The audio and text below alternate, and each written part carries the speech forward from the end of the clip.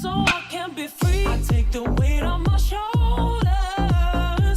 I feel the sky come down on me, and I can't hold it much longer. Gotta let go so I can be free. Yeah, yeah.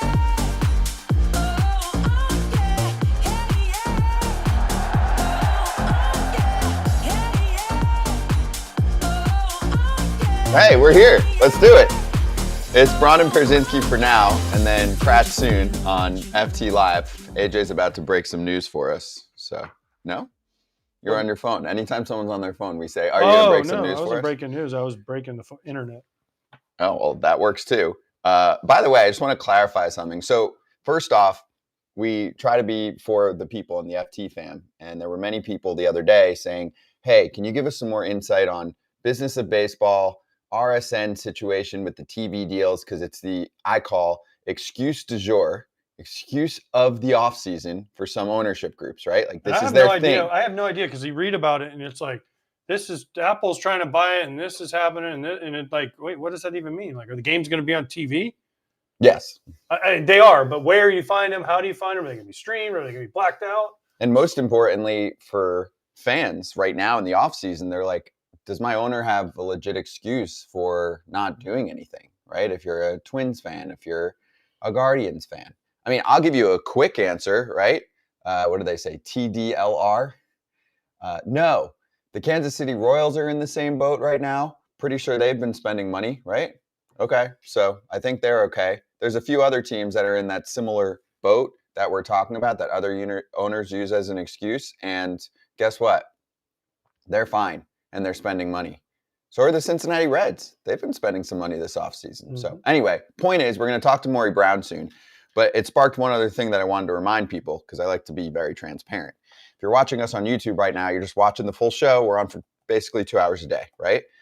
If you're a podcast listener and you're listening right now, the podcast usually gets broken up into a few different pieces. Okay, so we don't just run a 2+ hour podcast and shove it in your face. So, we'll usually split it up with like guest segments, stuff like that. So just teaching people because I've had a lot of back and forth where people are like, oh, I didn't see this interview. I'm like, yep, that one's getting posted tomorrow. Nothing's going to change between tonight and tomorrow to say how Jack Flaherty signed with the Detroit Tigers. So we just spread it out for everyone. We put time codes in if the podcast is long. We put a host lineup in at the bottom of the description so that you know who's talking. All of these things have been fan feedback, and we are there for you. So just wanted to let everyone know. A little inside sports podcast and digital show media. Got it? Got it. I mean, you work on that every day. I do it every day. I sit here and grind my ass off. He's like writing descriptions. He's so busy. It's hard to fit all the descriptions in. All my adjectives are used up. Adverbs. He brings his big-ass dictionary. It's this big. Anyway, we do have an actual signing, so let's charge the damn mound. Wait, you're not going to say who else is coming on? Sure. Because before you get into the signing, what's relevant today? We have Jonathan Papelbon. Yeah. Hopefully he's in Papelbon form. He will. And Jesse Rogers. Who will talk more about what we're going to talk about. But yeah, because I don't understand this. So I can't wait to hear this whole thing because I don't understand. It's like, okay, Imanaga signed with the Cubs and he's, the Cubs / Sox beat writer and does a lot of stuff. But like, he signed a deal that's 2 years, 15, but then it can be 4 years, 80 and blah, blah, blah. We didn't get all of the exact details. There's a lot of moving and shaking going on in this. What happened to just signing a contract? Everyone needs opt-outs and this out and this incentive clause and this and deferred money. And I mean, gosh, dang.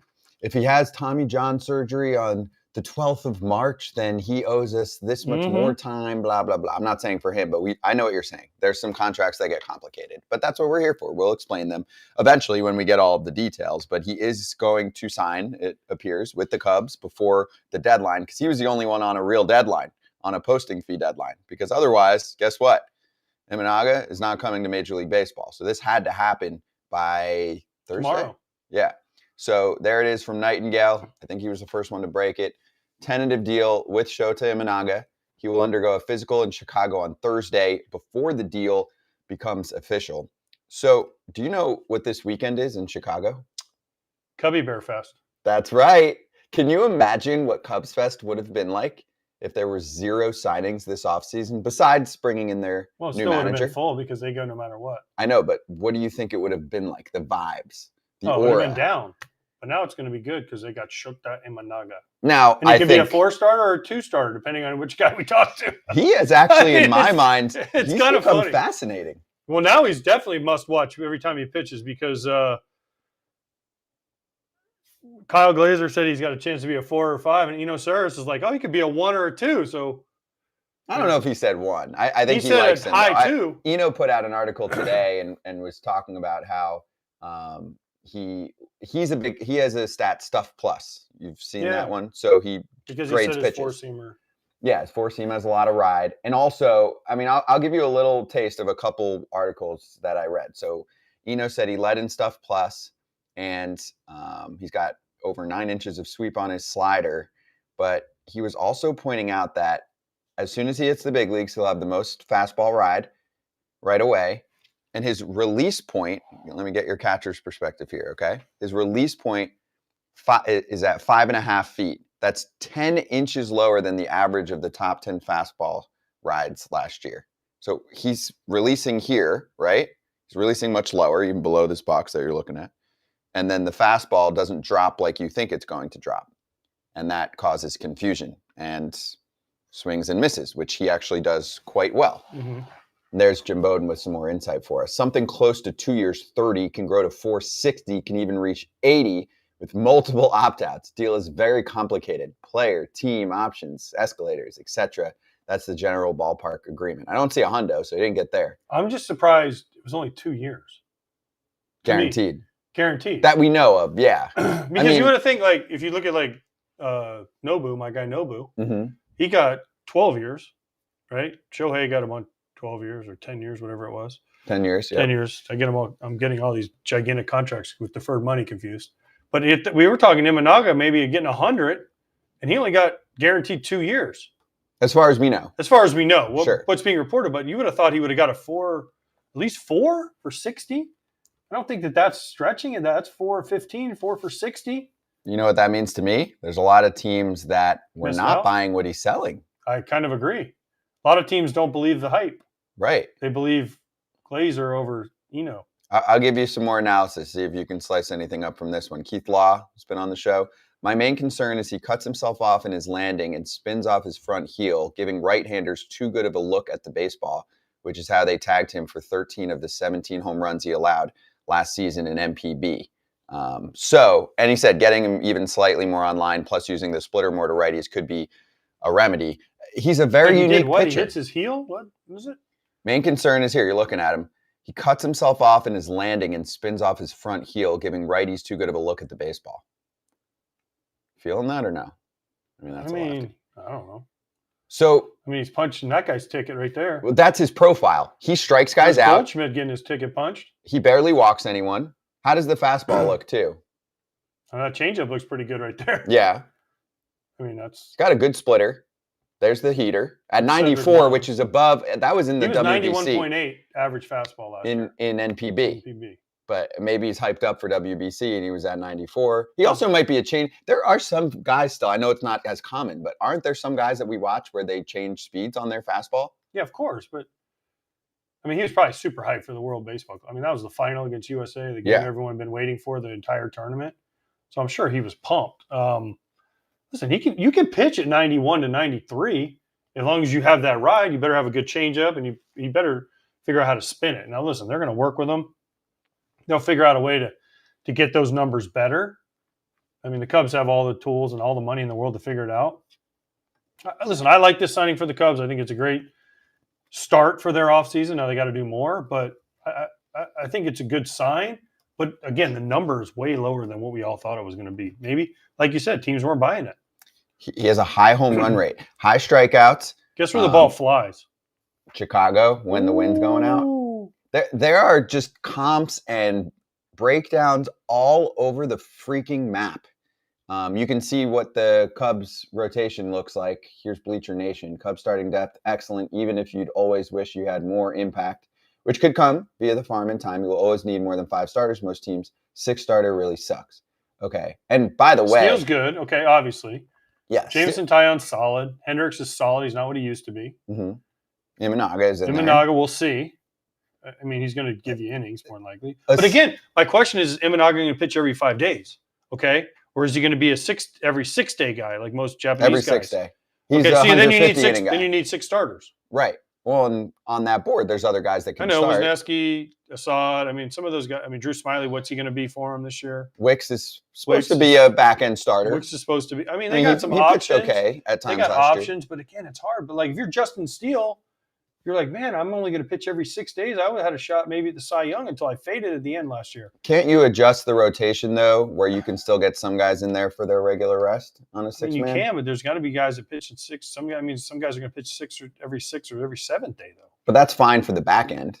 Can't you still manipulate the schedule? You can, but I don't know. You don't like it? That's the one thing. About, even with Ohtani, we talked about before he signed, where he signed. You gotta, and we talked to Joe Madden about this. You gotta have 6 starters because these guys can't.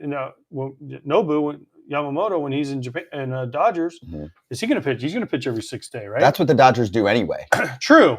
Everyone's on. They basically do a pseudo 6-man extra rest rotation. Like their top 2 starts last year. True. From starters, it was Kershaw and Bobby Miller. I think each of them had 20 some odd starts and only 4 starts each on regular rest. The rest of them were 5+ days of rest from those guys. So they've been doing that. And the Mets did that with Senga. They tried to kind of ease him in with a few starts on regular rest, but it was mostly extra rest. Yeah. That's just baseball now. You just have to have a lot of starters. Now we're just going to go to 6-man rotations all the time? It's pseudo 6-man. See, you don't like it? For him, I like it. I think it's perfect. I don't want to bring a guy over from Japan and automatically right off the jump say, hey, welcome to a new league. Welcome to I get it. 5 days instead of 6 when 6 has been working for you for a while. I understand. It's just, so we keep giving guys more and more days off and more guys keep getting hurt. Maybe it's not the days off. Maybe we don't throw enough. I don't know. I'm not a doctor. It's just my opinion. But I mean, plus if I'm a team, I want to get 32 versus 25 starts out of a guy.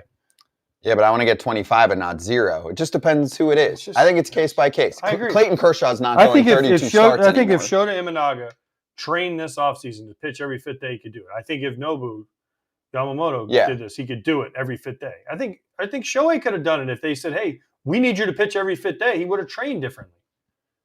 I think it comes down to training. And I know these guys have been doing this differently in Japan, but at some point, like, hey, we need you. You're getting paid. If you're Yamamoto, you're getting paid a lot of money. I want to see you out there more and train to be out there more. I don't know. I might be way off on this, and people are gonna say what they're gonna say and say, oh, they can't do it. But why not? The guys, heck, remember when there was like 4-man rotations and dudes pitched like every third? Well, I know it was different. You know where you're going to get. I know. Get off my lawn. I know. I get it. I know. By the way, Jameson But Tyone, I also want to see the best pitchers pitch more. I know. I understand. That's my point. Why don't you ask Tyone tomorrow? He's coming on. He's in the Cubs rotation. I'll ask Pap when he comes on. He's a pitcher. They tried him as a starter. Right. But then he was a reliever. I think you're better off asking Jameson Tyone. He's part of that mix right now. Hey, do you want to pitch every 6th day? 6th day. Are the Cubs the best team in the NL Central now? Also, by the way, I just want to mention they have 2 prospects that I like, Cade Horton and Ben Brown, that are coming at some point. I still think, in my mind, this is what I need to be satisfied as a Cubs fan. Yeah, I still want another starter towards the top. I know they're not going to get a Snell. They're not going to trade for someone. They need someone that can bang. Right. They have no banger. In my mind, the Bellinger fit is obvious. I just think that Boris is like, I know what you need. And there's a little bit of a stalemate going on there right now. But I would look at 2 bats for them plus another starter and a reliever. I know they're not going to do all of that. That's a little hefty. But for me right now, their number one need is they need someone that can hit the ball out of the ballpark. Because if you look at their lineup right now, they don't have – and listen, David Ross said it last year when I would do games for the Cubs. He said, we don't have that presence in the middle lineup. Listen, Cody Bellinger was great for them last year. But he wasn't a guy where you're like – you look at like – we used the Rangers. They had Evan Carter. They had Adolis Garcia. They have Kyle Seager. They have Marcus Semien. Corey Seager. Corey Seager, sorry. Corey. I mean, they're brothers. Kyle was good. But he was a great player. So they have those guys in the middle of the lineup, right? Diamondbacks had guys that could bang in the middle of their lineup. Phillies got guys that can bang. Dodgers, guys that can bang. Braves, guys that can bang. You look at the Cubs, and you're like, okay, Swanson's a really good player. Defense first. He he's going to hit his 250 with 20. Okay, and then you look around and you're like, okay, is Morel that guy? I like him. Yeah, but he's not a middle of the order 3 or 4 hole hitter that you're like, when you go into a series and you say, gosh, I got to face Christopher Morel. No, I mean, he's a good player. He strikes out 150 times, he hits you 20 to 25. Cool. But then you look at the rest of their lineup, you're like, Ian Happ's not that guy. Nico Horner's not that guy. Well, they're all good. Nick, they're good players. First division players. But they're not, okay, man, we got a dude that can go up to the plate every time and there's a chance he hits this ball out of the ballpark. Bellinger. But he's even not that guy. Who is that guy? That's available. Shohei. Oh, that's available? Rhys Hoskins helps. Rhys can run into 30 for you. Yeah. But, okay. But they have wisdom. No, I'm just saying. I'm looking at their team they have. Jan Gomes catching. I don't know where they're at with Matt Mervis. I mean, he's young. I know but they're probably going to give him a free chance. agent-wise, there's not really a guy out there. I think the conversations are Bellinger and Hoskins. I don't know if both fit, but one of those. I think they're kind of looking at Hoskins as the backup plan if they don't get Bellinger. Even though they're kind of two different positions. Bellinger can play, first base and outfield, but that's what we're looking at here. Yeah. So are they the best team in the division? How do you look at the NL Central right now? I asked people in the chat to rank it Milwaukee, Cincinnati, Pittsburgh, no. Christian said Cubs, Reds, Brewers, 1, 2, 3 right now. No. No, I don't think the Cubs are one because they don't have the bat. Justin said Milwaukee, Chicago, Cincinnati, St. Louis, Pittsburgh. And yes, I know some people saying it's early. I understand. That's probably a little right. If we're looking at it right now, I think Milwaukee still is better as long as they hang on to Burns. Yep. I think Cincinnati and the Cubs are very similar with the move Cincinnati has made to try to help their team, fortify some of their weaknesses. The thing about Cincinnati is, will De La Cruz, will Ellie take the next step? Will Matt McClain take the next step? Will Encarnacion Strand take the next step? Will these guys will Stevenson be able to stay healthy and catch for him every day? I know the answer to the young guys. Some will, some won't. Well, I know, but I'm saying if those, let's say McClain, Ellie, and Encarnacion Strand take that next step, they're going to be dangerous. Mm-hmm. And then Lodolo can stay healthy and some of their other guys can stay healthy. They're going to be dangerous. They have high upside. They have very high upside. As a team. Let's bring in our first guest of the day on FT Live. His name is Erik Kratz, world famous FT host, backup catcher, and taking over Cincinnati. Look at that. I didn't even think about that. We're talking about the Reds, and there he is. So where are you, dude? In Goodyear, Arizona. It happened so fast. The taxi driver drove me incredibly fast. Just so you know, when you're planning a trip, don't give yourself 45 to 55 minutes because I fell asleep.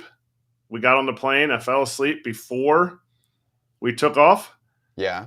And I found out that we sat on the runway in Philly for, they said 38 minutes. So, and then the flight, I guess they didn't flap the wings fast enough. That's what happens. All right, but before we get to our next first guest, give me your quick take on Imanaga to the Cubs when you saw the news. Seems like a really simple question, contract, so that'll be easy. I think it is kind of what we talked about yesterday, less what we talked about with Eno Saris the other day. Like, I think there's concerns there. It's just a piece for the Cubs. It's not – I didn't see this guy like we talked about the Dodgers yesterday a little bit. Didn't see this guy as being somebody that was going to be like, whoa, it's so good they have him because Shohei's not here. No, it's kind of like a guy that's sliding in at the back of your rotation, and that's totally fine. And to me, the contract dictates that. The contract shows that. The Cubs believe that, and I like it for the Cubs, but – Is this one of their two big moves? I don't think so. You know, it's funny, too. We're getting the division rankings from people right now. I'm not seeing a lot of St. Louis in the top 3. Well, no, because if you look how bad they were last year, and again, we've talked about, Sonny Gray, Lance Lynn, and Kyle Gibson are nice pieces, but they're not a front-end top. Listen, Sonny had a great year last year. Sonny is a 2. 2. Okay. But then Steven Matz, you got confidence in him? No. Back into their bullpen, Helsley, can he stay healthy? Who else is going to step up at the back end of their bullpen? My thing is just still the starting rotation upside. And also, I know we talked about the age curve a lot with Merrifield yesterday, but like I think their youngest starter is like 32 or 3. Yeah. I mean, you're going to have some injuries when you get up there in age. It's especially for pitching, the toll that you take on your arms. So you're looking at a rotation of Kyle Gibson, Sonny Gray. I'm not going in order of who's starting, whatever. Lance Lynn, Steven Matz, Miles Michaelis. That's not good enough right now. I mean, it's a bunch of quality major league pitchers. You know, but there's not a guy again. Innings. It's what we just talked about with the Cubs. When you go into a Cubs series, and Kratz, you probably would agree with me. When you look at the Cubs lineup, you're like, damn, there's a dude in the middle of that lineup that I just cannot pitch to. Even when Bellinger was there, you were like, I can get ahead of him. He'll flip a ball to left, but he's not up there, Cody Bellinger, trying to hit 50 again. He's not going to hit 50 again, right? And you go to the Cardinals, you're like, you're not going into a Cardinals series, especially as a left-handed hitter, going, I got Gibson, I got Michaelis, I got Lance Lynn, and I got Sonny Gray. And then Steven Matz, if he's the fifth guy or he's a swing guy. But, like, which one of those dudes is, for me as a left-handed hitter, I'm like, it's going to be a tough day for me. I'm like, shit. If I don't come out of here with 4 or 5 hits in 3 games, it's been a bad series for me. Right. AJ's playing every game in that series. Oh, hell yeah. I'm begging to jump in that lineup every day. Sonny might be tough. I don't care. Sonny might be tough. He might be able to bore that slider, booked him, cut fastball. You booked him when he threw 97. He's not throwing 97 anymore. But he's a spinster now. He's a very different pitcher. Of course, 100%. Very different pitcher. And he able to neutralize the home run. But AJ's not looking for the dinger. He's looking for the sangles. Yeah, driving them runs. All right, we will table the Imanaga talk because we're going to bring it back up with Jesse Rogers when he joins us a little bit later on. First time to the show, our next guest on FT Live. His name is Maury Braun, and he is a senior contributor to Forbes, writing all about the business of sports and baseball. Maury, it's great to talk to you, at least for me in person too, for the first time. Been reading your work and following your Twitter probably for 10 plus years at this point. How you doing? I'm doing great. How are you guys doing? We're doing well. So I wanted to give you some context here too. And you've been on our list for a while of someone to reach out to, but specifically we had many fans asking us to get more insight on where the business of baseball is, especially on the TV side, because I've called it the excuse of the offseason for some ownership groups is, hey, we're broke or we're poor or we can't spend that much money because we don't know what our budget is with TV deals. So are those legit excuses, and where are we at on that front?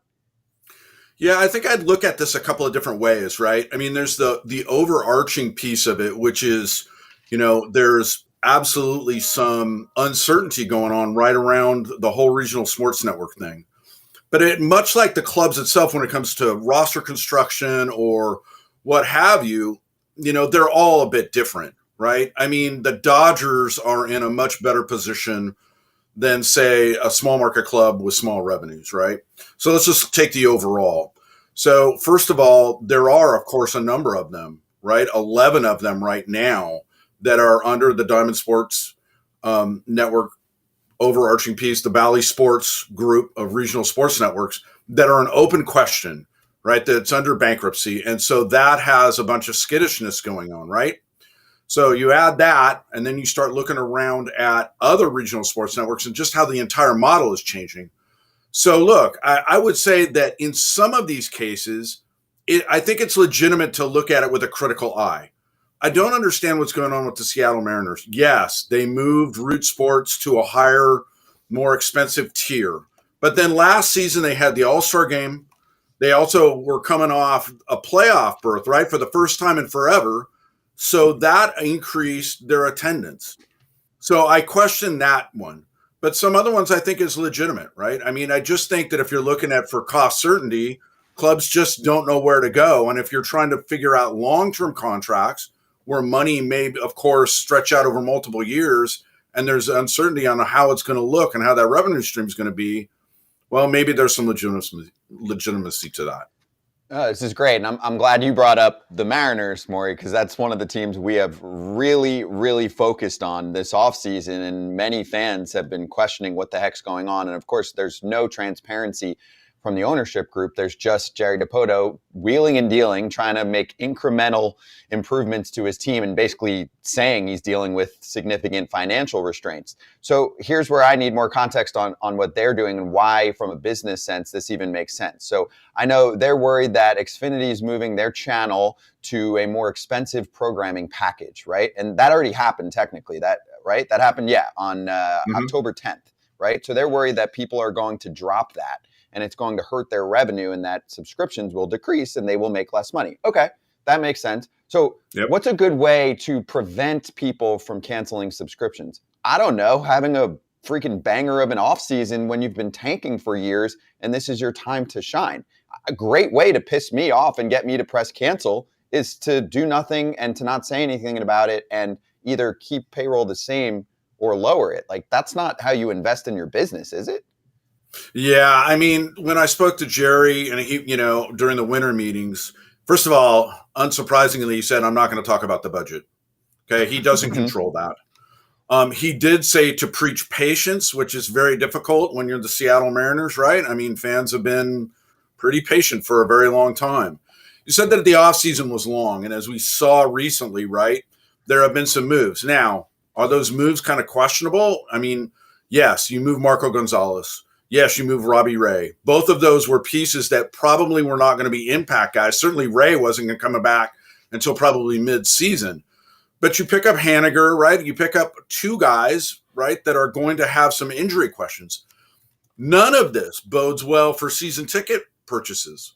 And the only logic here can be, well, something else is in the offing. We're going to go ahead and we're going to do something between now and when spring training starts. And that will get people excited and at least do some packages. But I don't know, guys. I mean, it really started, right, when they traded Paul Sewald, right? I mean, you had that happen with the Diamondbacks last season, and you had a bunch of churn going on there, noticeably Cal Raleigh in his conversation. So I do think that it does not bode well. I think that you have a bunker mentality going on right now because if you're a club, you're used to having cost certainty. You know what your TV revenues are going to be. Now, the Mariners, of course, have an equity stake, the majority equity stake in Root Sports Northwest. So it affects advertisers, not just for the Mariners. I mean, they're looking at the Blazers, who are terrible. They're looking at the Kraken, which hasn't moved the needle. And so if you're sitting there going, wow, we're going to drop advertisers or we're going to have trouble selling advertisers, and we're a majority owner of this thing, well, one hand is shaking the other, right? I mean, it's affecting them one way or the other. I just don't know. Again, you knew you were getting the All-Star game. You knew you were going to see an increase in attendance. This just doesn't bode well when you should have been maybe, socking money away for a rainy day. So again, I think that it's a bunker mentality that doesn't need to take place all the time. You go back and look at the Padres and you look at the Diamondbacks, right? Both of them were dropped from Diamond and picked up by the league. The Padres certainly didn't have any problems. It's not like anybody didn't know about this thing. I mean, everybody has been paying attention to this thing for a while. So it's not like it should have come out of the blue for any of them. Okay, a couple of things for you, Maury, before I get to my question. I'm going to change the subject a little bit. One, they're only trying to win 54% of the time. So if they lose a couple advertisers, it's okay. It's okay, right? And then second of all, be careful what you say because Cal Raleigh got scolded for saying what he said. So if you know Jerry Dipoto, he might be on line 2 calling you saying, hey, listen, Maury, don't talk shit because I will scold you and tell you to change. And then tomorrow you'll call us and want to come back on and say, I'm sorry, I didn't mean what I said. I was just kidding. And, no one told me to say that. So it's okay. Just be careful when you talk about the Mariners, how it all fits in. You don't work for them. It doesn't matter. Jerry's reach is everywhere. Okay, like the league. Now, my question is you're talking about the TV deals and fans. One of the major questions I get from fans is blackouts. Can we get rid of blackouts, please? Because people in these cities, they want to watch these games, and you go to watch your local channel, and it's blacked out, and then you can't find it, and it sucks. So can we please call the league and get rid of these blackouts? Yeah, so here's where I'm going to go ahead and get in the good favor of the league after, the situation with the Mariners. If you talk to league representatives, they will tell you that they have actually improved the blackout situation and addressed it. Now, the way that they describe it is different than maybe how you and I see it. So we'll go back to the Padres and the Diamondbacks, right, where they picked it up.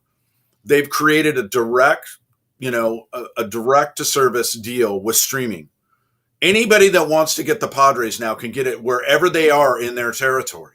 You can go ahead and you can get those games. So the blackouts are not a problem from the league's perspective because they've offered a way for fans to get it. If they want to watch it, there's a way for them to get it, even if there isn't television that covers the entire territory. Now, there's, of course, the exclusivity deals that we see with national broadcasts, right, and all of that stuff. And we're never going to get away from it. It's never going to happen. As long as ESPN and Disney, as long as Apple or whatever the streaming service is that eventually gets it, they're going to want to ink a deal that's going to move people to their service to try and get them to watch games. So again, where it overlaps and somebody says, hey man, I purchased, MLB.TV premium. How come my game is blacked out when there's a national deal on and their windows are blocked out? Well, that's your answer right there. It's due to exclusivity agreements, and I don't know if we're ever going to be able to see that entirely go away, AJ. Are we killing baseball because of all this? Because it's a regional sport, it's never going to have the national touch that NFL has because of how it's been structured. Are we killing baseball and the popularity of baseball this way? And can it be saved? Yeah, I mean, this is a great question. The biggest story has been the regionalization of sports. And once the regional sports networks started to broadcast the vast majority of games, you were going to get fans that were going to become hyper, polarized around their local team. This kind of makes sense, right? I mean, way back in the day when we had the game of the week on national television, you were kind of, a captive audience. You were going to watch whatever they were going to broadcast. So if it was the Dodgers and you lived, no matter where, you were going to watch the Dodgers. That is not the case now. And you really are going to want to watch your local team and root for them. So in that sense, it's a double-edged sword. And the regionalization of sports and the regional sports networks have been a boon to baseball. I mean, it is a huge cash cow for many of them. But again, that's the thing. That's the trade-off. The advertisers love it. They can blanket across the regional sports networks, and they will rule cable during the summer when that goes on. But again, as this whole thing shifts over, you've got, 30 clubs that are dealing with this churn around this shift from traditional television to streaming. And so that's the catch-22 that they're in right now. Until that thing evens out and they know exactly what that's going to look like, it's going to be problematic. And the big problem, guys, is, look, television deals can be, 5-10 years long. And I think it's going to be, 1 or 2 years or, 3 or 4. I think that they're going to get into a problem with that. So again, I don't think anybody can look at it right now and figure out exactly how it's going to look. I think that what you're going to have is option overload. Hey, I just want to know where I'm going to watch my team. And that becomes a problematic when that shifts and moves from year to year to year, or every 2 or 3 or every 4 or 5. You don't have that with the NFL. You pretty much know where you're going to get it. And if you're, say, a Yankees fan, I think last year they got the count up to maybe 8 spots that you'd have to go to figure out where the game is. So it gets a little hefty. So that's part of my question is, how can we fix this? Like, the regionalized aspect has its pros and cons. I think there's significant cons in terms of the sports cultural relevance, and even looking at World Series ratings when there's 2 teams that are maybe not your classic New York, LA, even Philly had a strong following, Chicago, etc., and the ratings don't do well. And I certainly felt we're able to judge what our audience looks like from a metrics perspective. How many fans of certain teams just did not care once their team was out? So is there any way to fix that? Like, should MLB try and eat some money to make sure some games are on those major networks? And then on the young fan side, I think if you have 8 spots for them to go, and there's other decisions that have been made by the league, they're not connecting there either. So are there any kind of strategies that they should be considering that maybe the NFL and the NBA are doing much better than them? Yeah, this is a tough question. Part of it, guys, is the design of the game. I mean, it's really, baseball is brand centric, right? I mean, you mentioned it, hey, in years where there's not some, if it's not the Red Sox or the Dodgers, the Yankees, I mean, the usual suspects, right? It doesn't resonate. And that is because baseball is not star driven.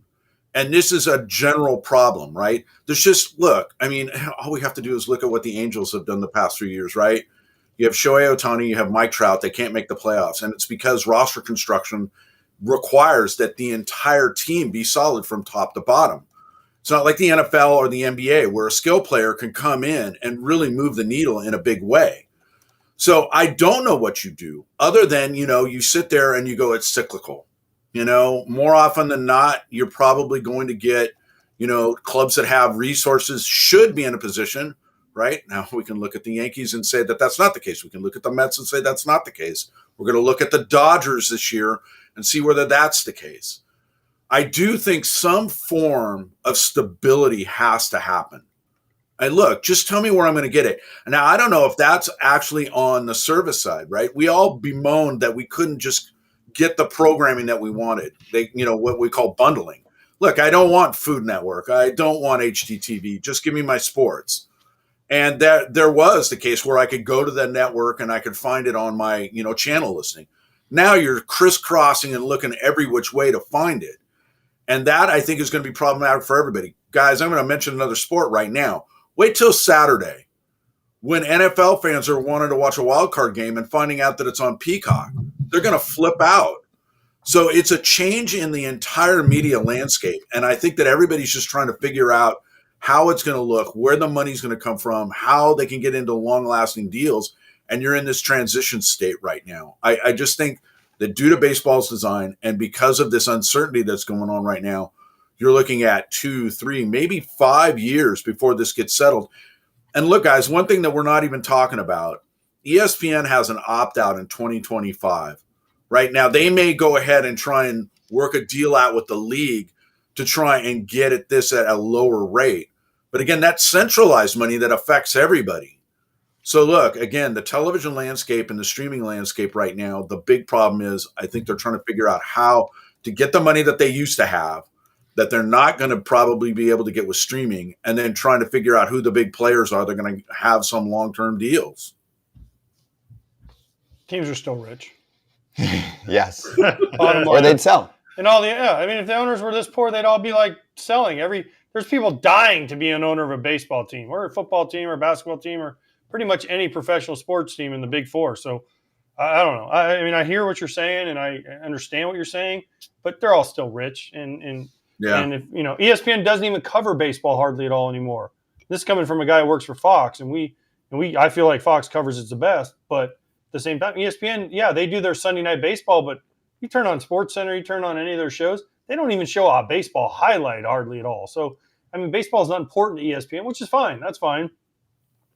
My real question, though, Maury, is on the A's. The A's are allegedly moving to Vegas, but there's so many now. They're not having renderings of the stadium. People are saying they don't have the money to move to Vegas. And then we saw your article where you're like, why would the A's take the name to Vegas instead of starting a new branding thing, which I totally agree with, and I've said since day one. So what the fuck's going on with the A's, and are they really going to be the Las Vegas A's? Yeah, so the A's ownership wants to keep the brand. I don't understand it. I really don't. I mean, has the A's ownership done anything right? So, like, if they want to keep the brand, they should probably they should hire a team. It's like everything John Fisher you want to do, we're going to do the complete opposite. Yeah, right? Opposite day, right? Yeah, we could have like forever. If you know that this doesn't work, then the opposite must be true. And look, okay, so AJ, you're hitting on a couple of things, right? They're all rich. Yes. The idea that clubs will be retained for a period of time, you get your 10 years in, you go out and sell it and you make your money on the back end, right? But look, from a league perspective, I have to wonder, right? And nobody is going to come out and say this. Maybe if I get Rob Manfred in some dark corner, he would admit it, but I don't think he ever would. All of this, I think, is about expansion. And you're just so tired of dealing with the A's and the Rays, and you want to get past it so that you can get those huge expansion fees. Then, we'll deal with the A's in the long term. We'll take the long game on it. John Fisher's not going to own the team forever. He's going to own it for a while. He'll eventually sell it, and then they'll deal with it. I think that they look at it and say, we need to get a foothold in there before the NBA does. But, it's an open win a Stanley Cup. So they were the first ones in and have all the local support. The Raiders don't count because it's the NFL, right? People are going to fly in. They'll make a weekend out of it. They had to, I think, probably think that they wanted to beat the NBA in there. But are they going to be able to sell it out? Are they going to be able to put a ballpark on 9 acres? Are they going to be able to put it on 9 acres with a retractable roof and not make it look like an airplane hangar? I mean, I don't know. It just doesn't look very good. And so, again, I mean, you're going to have your have and your have-nots. I think that they sit there and they go, we need to have 30 teams so that we can go ahead and do a schedule. There are going to be some that are bad, and the A's are bad. I mean, they historically have not done well. There are a few years during the Haas tenure when they owned it where they had solid, attendance. But I don't believe for 1 second that John Fisher is doing them any good. And nobody can look at that and say that it's a well-oiled machine. It's just badly run right now. And there are questions, again, about whether they can get the funding and all that stuff. I think they will eventually get in there, whether they have all the money, whether they got to bring in more minority partners to make this whole thing fly.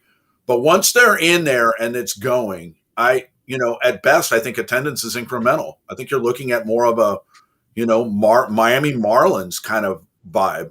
You're certainly not going to be sitting there going, sold out every day. There's no way. When the Yankees come to town, maybe. But, a Rockies series on a Monday, Tuesday, come on. There's a million things to do in Las Vegas. I'm sure that that's not going to rate it right up there. The branding is so important. You mentioned it, that the branding is so important in baseball. And I loved your line about how teams move and they don't keep the name, right? It's not the Washington Expos. Mm-hmm. It's the same franchise, but it moved and it's essentially a new franchise. And the name does that. I cannot believe that there are people with the league or colleagues of John Fisher who have to put up with his shit that are not like, cool, dude, you're a mess, but do not do that because you will hurt all of us by not refreshing the branding. It is such a travesty the way that they're handling that right now in Vegas. And that's why I think the Golden Knights thrive. I know they are technically a new team.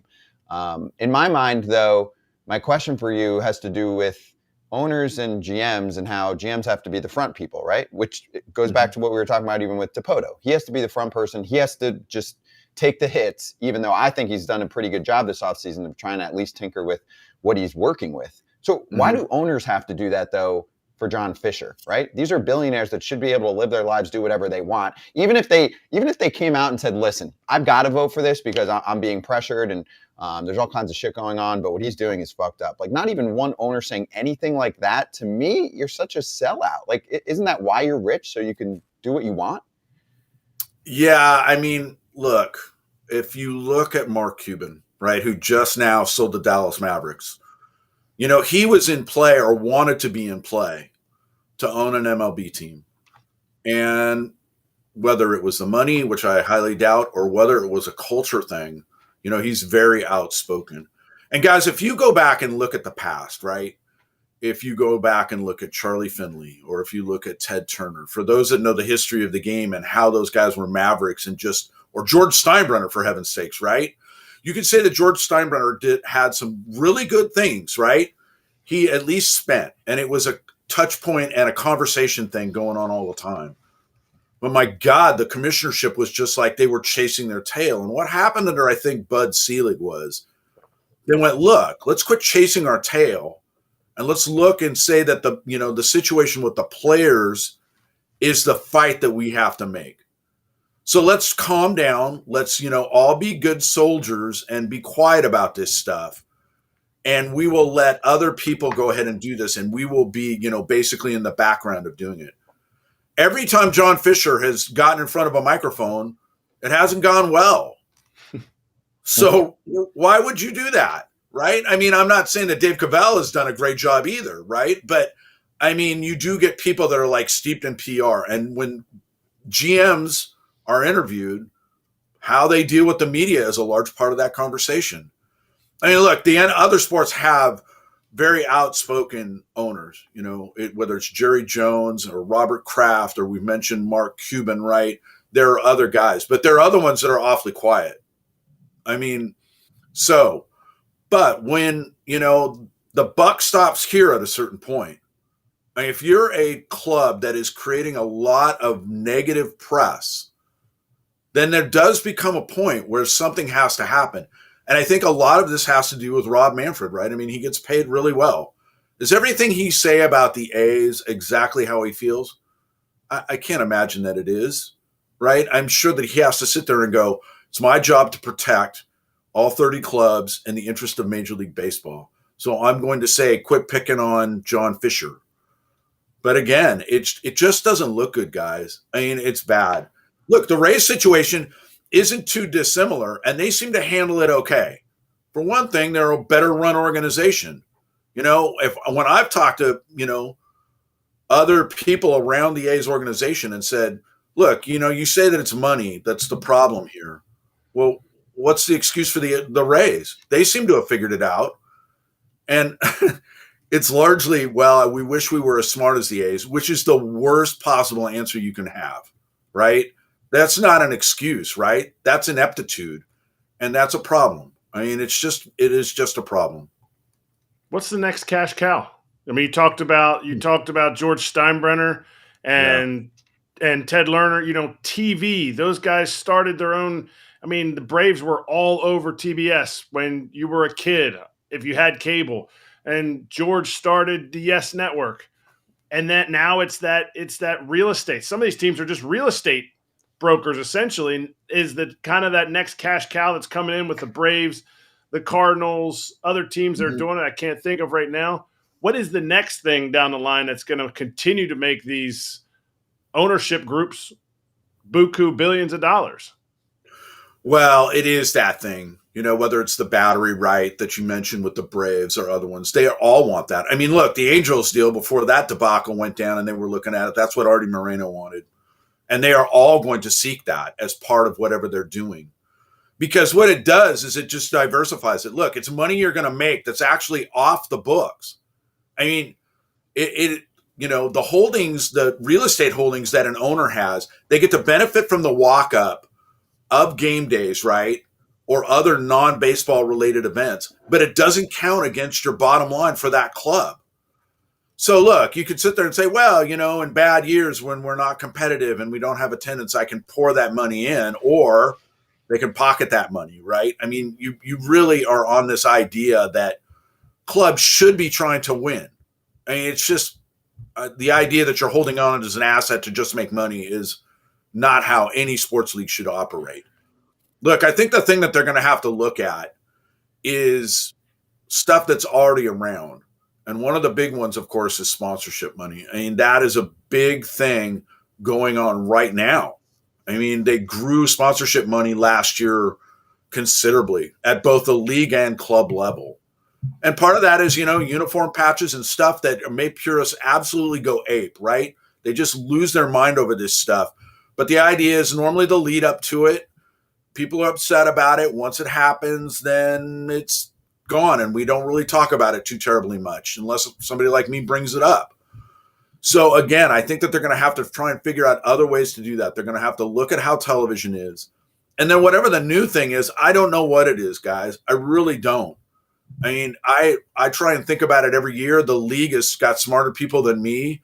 They find something out, look, I don't think that, we had the whole NIL thing and going on, and we had this idea of trying to find other ways to find revenues through digital tokens and all this other stuff. I just don't see it. Again, something that's out there that we haven't done that is in the collective bargaining agreement. The league hasn't pulled the trigger on it because it's a league sponsorship thing, which would be centralized, is eventually we're going to get to helmet decals. And this is going to drive people nuts. If you watch closely for the games that were in London or in Mexico, they were there. And they used that as an opportunity to see how it would be gauged. So I think that you'll first see it in the postseason. It'll be, again, a league thing, and then there'll have to be a discussion about whether that's better off. I mean, we've talked about this, whether centralized money is better than having some of these clubs just going to flounder. We're going to run into, again, guys, economic disparity. And that's not good. I mean, look at what the Dodgers are doing, right? I mean, it's creative financing with all the deferred comp. But again, do you want the Mets? Do you want the Dodgers? Do you want the Yankees to basically have everything? Well, you say that hasn't necessarily been a way to see how those clubs are going to win, right? I mean, look at what the Mets did. Everybody went, oh, they're going to run away with it. And they didn't. Now, the Dodgers look smarter to me. The Rangers spent more than anybody the last 2 seasons, and all they did was win the World Series. So it's a problem. I mean, you got, again, we're talking bunker mentality. What hope do you have if you're the Pirates? Or, again, the A's are a badly run organization. The Rays look good. Other clubs are just going to have to get creative. They're going to have to be smart. And their windows are going to be shorter. Every club is rich. I mean, AJ, that's what you were largely saying. There is money to be had. Their windows are just going to be significantly smaller. The Dodgers have an $8 billion local TV deal. They can go out and do what they're doing right now. But the question is, how long does that even last for the Dodgers? I mean, again, we're looking at this thing. They're always going to be have and have nots. And now it is largely more teams. It used to be just the Yankees and the Red Sox, right? Maybe the Cubs on occasion. Now it's, the Phillies have been in there. They've spent. Other clubs are in there spending, so it can be done. And then I think some are looking at what happens with like the Diamondbacks and go, hey, man, with expanded playoffs, we can get in there. And if we're hot, we don't have to have a large payroll. We can do something. And that, of course, is what the league will always tout. There's always one team in there that seems to be able to do something. And that's not always, consistent. Are the Diamondbacks going to be in there next year? I'd say the odds are probably pretty low. And they just hit lightning in a bottle. And that's not anything that fans can hang their hat on. They want to see consistently good teams. And that's not easy to do in this dynamic. You're going to whiff sometimes, but you invest in your product, it makes a difference. Like I love what you're saying. The one, counter is for the Pirates, for example, it's not the league, it's not the team, it's not the brand, it's just the owner. I mean, for all we know, right? I could make a pretty strong bet that he's profiting his ass off and he's choosing to just put the money in his pockets because that's one of his primary sources of income. And he genuinely doesn't care. Kratz played for the team. I know obviously you weren't best buds with him, but I mean, you know what I'm saying, Kratz, we talk about this all the time. Like the Pirates have the ability, whatever their payroll is right now, let's say it's 70, 80 million. They have the ability to be 150 plus, whatever, right? Like easily. They just choose not to. If there was no floor, if there was a floor, no teams would be like, well, I got to sell because now I have to raise my salary up to 150 to just be like, oh, all right, well, now it's just a lot easier for us to get the things our fans actually want is winning. My question for you, Maury, is you put out the tweet about what the Dodgers have spent this year. And my contention was not even based on like baseball value or anything like that. The Dodgers don't have a patch yet.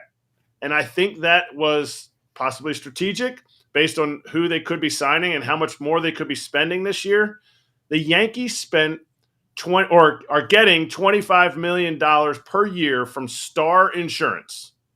And they do not have Shohei Ohtani or Yoshinobu Yamamoto, as AJ would like to call just Nobu. How much is their patch going to be? If you were to guess, you're not a patch expert, how much is their patch going to be based on the fact that they have an entire country of 128 million people that are going to be watching every one of their games? Yeah, I think that you'd have to start with that Yankees deal. I mean, that's a really good barometer of where they're going to be at. I think that you should look at something, in the neighborhood of, 25, maybe 30 million annually that they could do. And I think you hit the nail on the head. I think that they're one of those things to where, they don't have to rush into that sort of thing. They're going to get a deal that makes sense for them, that works for them, that they can do. And that's another advantage. Most of these, right, they're regional or local companies, right, that are going to be around that. And so the larger markets have, of course, bigger companies and a larger pool to work with. So look, I mean, nobody should sit there and say that smaller markets are going to be able to pull that kind of money. They're going to go, hey, the Yankees are getting 25 million, so I should. They won't. The Dodgers, again, we saw this prior with the Mariners. The Mariners were really smart when they were owned by Nintendo and they had Ichiro and all this other stuff. They have had a huge Pacific Rim presence. And you're going to see that now with the Dodgers, if you haven't already. I mean, it is, again, one of those things. And so, yeah, I mean, I would start in the 25, million area and maybe higher. Could they hit a record? It shouldn't be out of the question at all. I mean, it's the Dodgers. They have really turned into what the Yankees used to be, for good or bad. Yeah, I mean, the jersey patch is going to be close to present day value of what the average annual value is for Ohtani's contract alone. Like the jersey patch might pay for Ohtani, which is $2 million. Well, I'm saying present day value. He's 40 something, Present but day yes. value. Maury, this was great. Really, really informative. Great to have you on here for the first time. I'd love to have you back. Maury, hold on, before you go, whose guitar is behind you? John Fisher. No, those are all mine, man. That's just one. I got a bad sickness, man. I got like 20 of them. So that's You collect them or you play them? It changes in and out depending upon what I'm doing. You collect them or you play them? Or both. I collect and play them. There you go. Guys, you I don't like even it. want to know it. You'd laugh your asses off if you knew what I did. I'm in tribute bands, man. I'm in an AC/DC tribute and a Scorpions tribute. And Really? hey I love man, that. I play festivals. It's crazy. That's I make good awesome. money. It pays for my bad habits. Like I'm up to 20 guitars. Hey, That's why I'm on foul territory. There you go. Pay for my bad habits. There are way worse habits and sicknesses. So I'm with you. You can follow Maury at Bizball Maury and obviously read all of his work in Forbes. Maury, great to have you on. Appreciate you. All right, guys. You have a great one. Thanks for having me. Thank you. You too. Cheers. Maury Brown with us on FT Live and Jonathan Papelbon in the waiting room, hopefully enjoying himself. We should call it something else. We need some, with Pap in the waiting room. We need Party to have room? some bourbon, some strobe lights or something. Just like a In the clubhouse is like too basic. I don't know. We'll think of something. Yeah. Right? You can get a sponsor for it.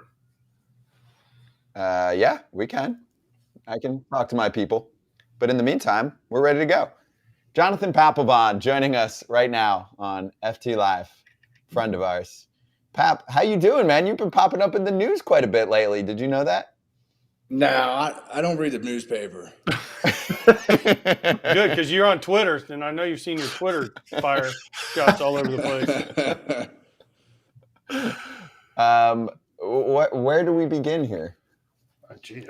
Hey, I'll tell you what. I just learned something from the old foul territory. What? I didn't realize the Mariners were owned by Nintendo. They Long were. time ago. Not anymore. Not anymore. They were a long time Right. ago. Yeah, Nintendo sold. Yeah. Now it's just this single dude that. They used to have Mario Rakes run in around the cash. field and shoot fireballs at people. Pap, you missed out. Hey, so Pap, I actually want to start on what you wrote about Giancarlo Stanton. Do you think that he can rebound? I mean, he's been in the league for a while. Have you watched him? No. Okay. What are you seeing? Obviously, he wasn't moving well in the field last year, and obviously the swing and miss was brutal. But why do you shake your head so emphatically? You don't like the changes that he's going to try to make this offseason? No, you can't reinvent the wheel later in your career. It just to me it doesn't happen. You don't all of a sudden become a speed guy. I mean, AJ and Eric will tell you, the older you get, the damn slower you get. So to me, me, man, I love to fucking gamble. So as soon as that home run line comes out, I'm going under on Stanton, and I'm putting a load on him. And to me, it's a win-win. And it's not direct. I think Stanton's a great player. I'm not trying to take anything away from Stanton, but dude, you're losing 20 pounds, and I'm just sorry. Mass equals gas, and mass equals home runs, in my opinion, baby. Yeah, but it's not like he's not going to run the Boston Marathon. Like, he's still going to, if he stays on the field, he's got 35 dingers in his pocket right now. Side bet, me and you. Huh? Me and you, side bet. I told you before, this is why I didn't come to the back of the plane. I can't touch Papelbon's money. Like, I can't touch Ocho Cinco Casino. Well, Ocho. Either one. My whole thing I said this because I tried this shit. In fact, I tried it. Me and Bobby Jinks tried it one year. And we're like, hey man, let's get in like really good shape and let's lose some weight. We can, be healthy all season. That shit didn't work, man. My velo went down. I was like, man, I'm going back to putting on weight. And I played at 235, and to me, that was a great weight to play at, and that was what I was used to, and that's what helped me throw gas. And so, to me, later on in your career, man, I saw that, and I was shocked, man, because, Stanton's a big dude, and he's not fast, and he hits home runs. You got to, know your role, and I feel like he's going outside his role here. I feel like it hurts the Yankees. You and Jenks together, that's trouble. I'm just saying. I'm just saying. Hey, oh, boy. Boy. AJ, we do have a really good Niagara Falls story we'll have to tell you on the side one day. Oh, man. I got the ultimate Niagara Falls story with Octavio Dotel. We'll tell that off the air one day, too. But I don't know if you played with Dotel, but he was one of a kind. Speaking of the Yankees, they traded for another of your favorites, Alex Verdugo. Do you think he's going to lose weight once he shaves his beard and we also stop criticizing his managers after he gets traded? Yeah, I think for me, when are the Yankees going? Are they going to continue doing this facial hair rule forever, man? I've never really been a fan of it, but he definitely doesn't look the same. That's for sure. But to me, when I came up in the big leagues, you don't leave somewhere and just blow up everybody after you leave. Man, I got a little pissed about that, but and it's not just because I played with Alex Cora or Alex Cora is a friend of mine. It has nothing to do with it. It has everything to do with the baseball gods and the way baseball is. And I thought it was a bitch move. Yeah, there we go. And so you don't leave somewhere and then call out everybody. Look, man, I did 30 games with Nesson last year, and I'm doing pregame, and this dude would come at the same time that I showed up to the field, and some Charger, rev his engine up and look at everybody. I'm here at the park. Look at me. You know what I mean? And you're late. Nobody wants to play with those kind of players. Nobody wants to play with them. And I think, unfortunately, last year in the Red Sox clubhouse, they didn't necessarily have that guy to say, hey, Alex, quit this shit. We're all in this together. And if you want to be like that, we don't need you. And so I think he more or less rode himself out of town. So do you think you can find that person? Do you think the Red Sox need to go out and find that person, being a Nesson personality that you are?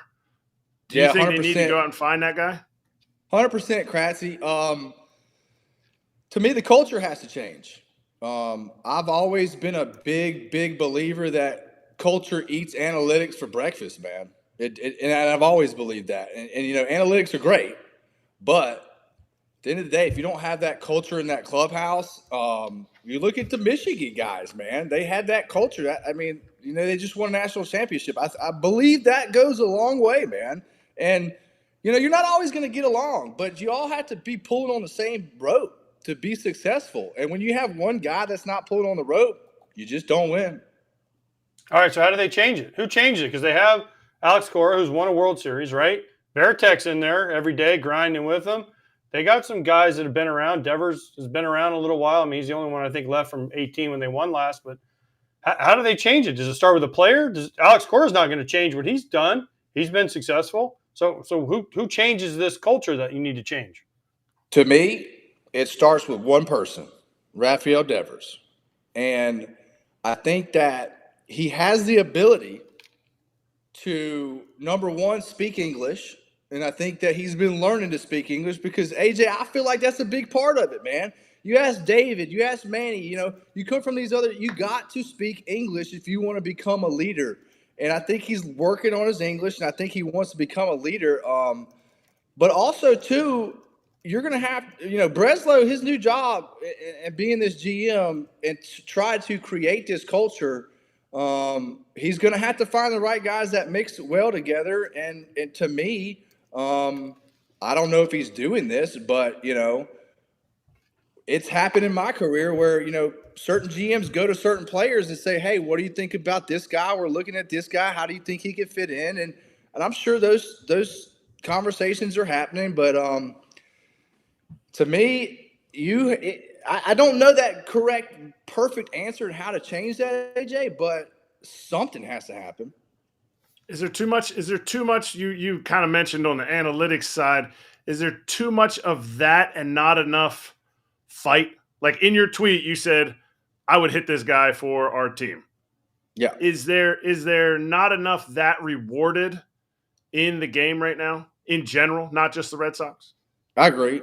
Even when I was still playing, I had instances where, Scherzer was pitching and, I know and it was our time to, kind of retaliate. And I know he wanted to, but he didn't get the chance to. So I had to come in the game. The game's on the line, and I retaliated. And fortunately, we still got the dub that night. But he specifically came up to me. He's like, "Hey, that's the last time that's going to happen. That's my bad.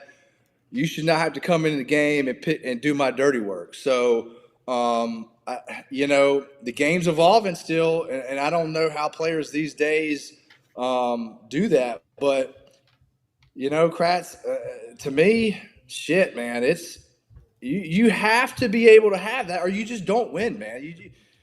It's a give and take in the big leagues to me, and when you get to the big leagues, you follow in suit and you start to learn and you see how the game is played and whether that team accepts you or not, and so if you're not pulling on that same chain, you're not going to be accepted in the clubhouse. And to me, that clubhouse is a very, very sacred place.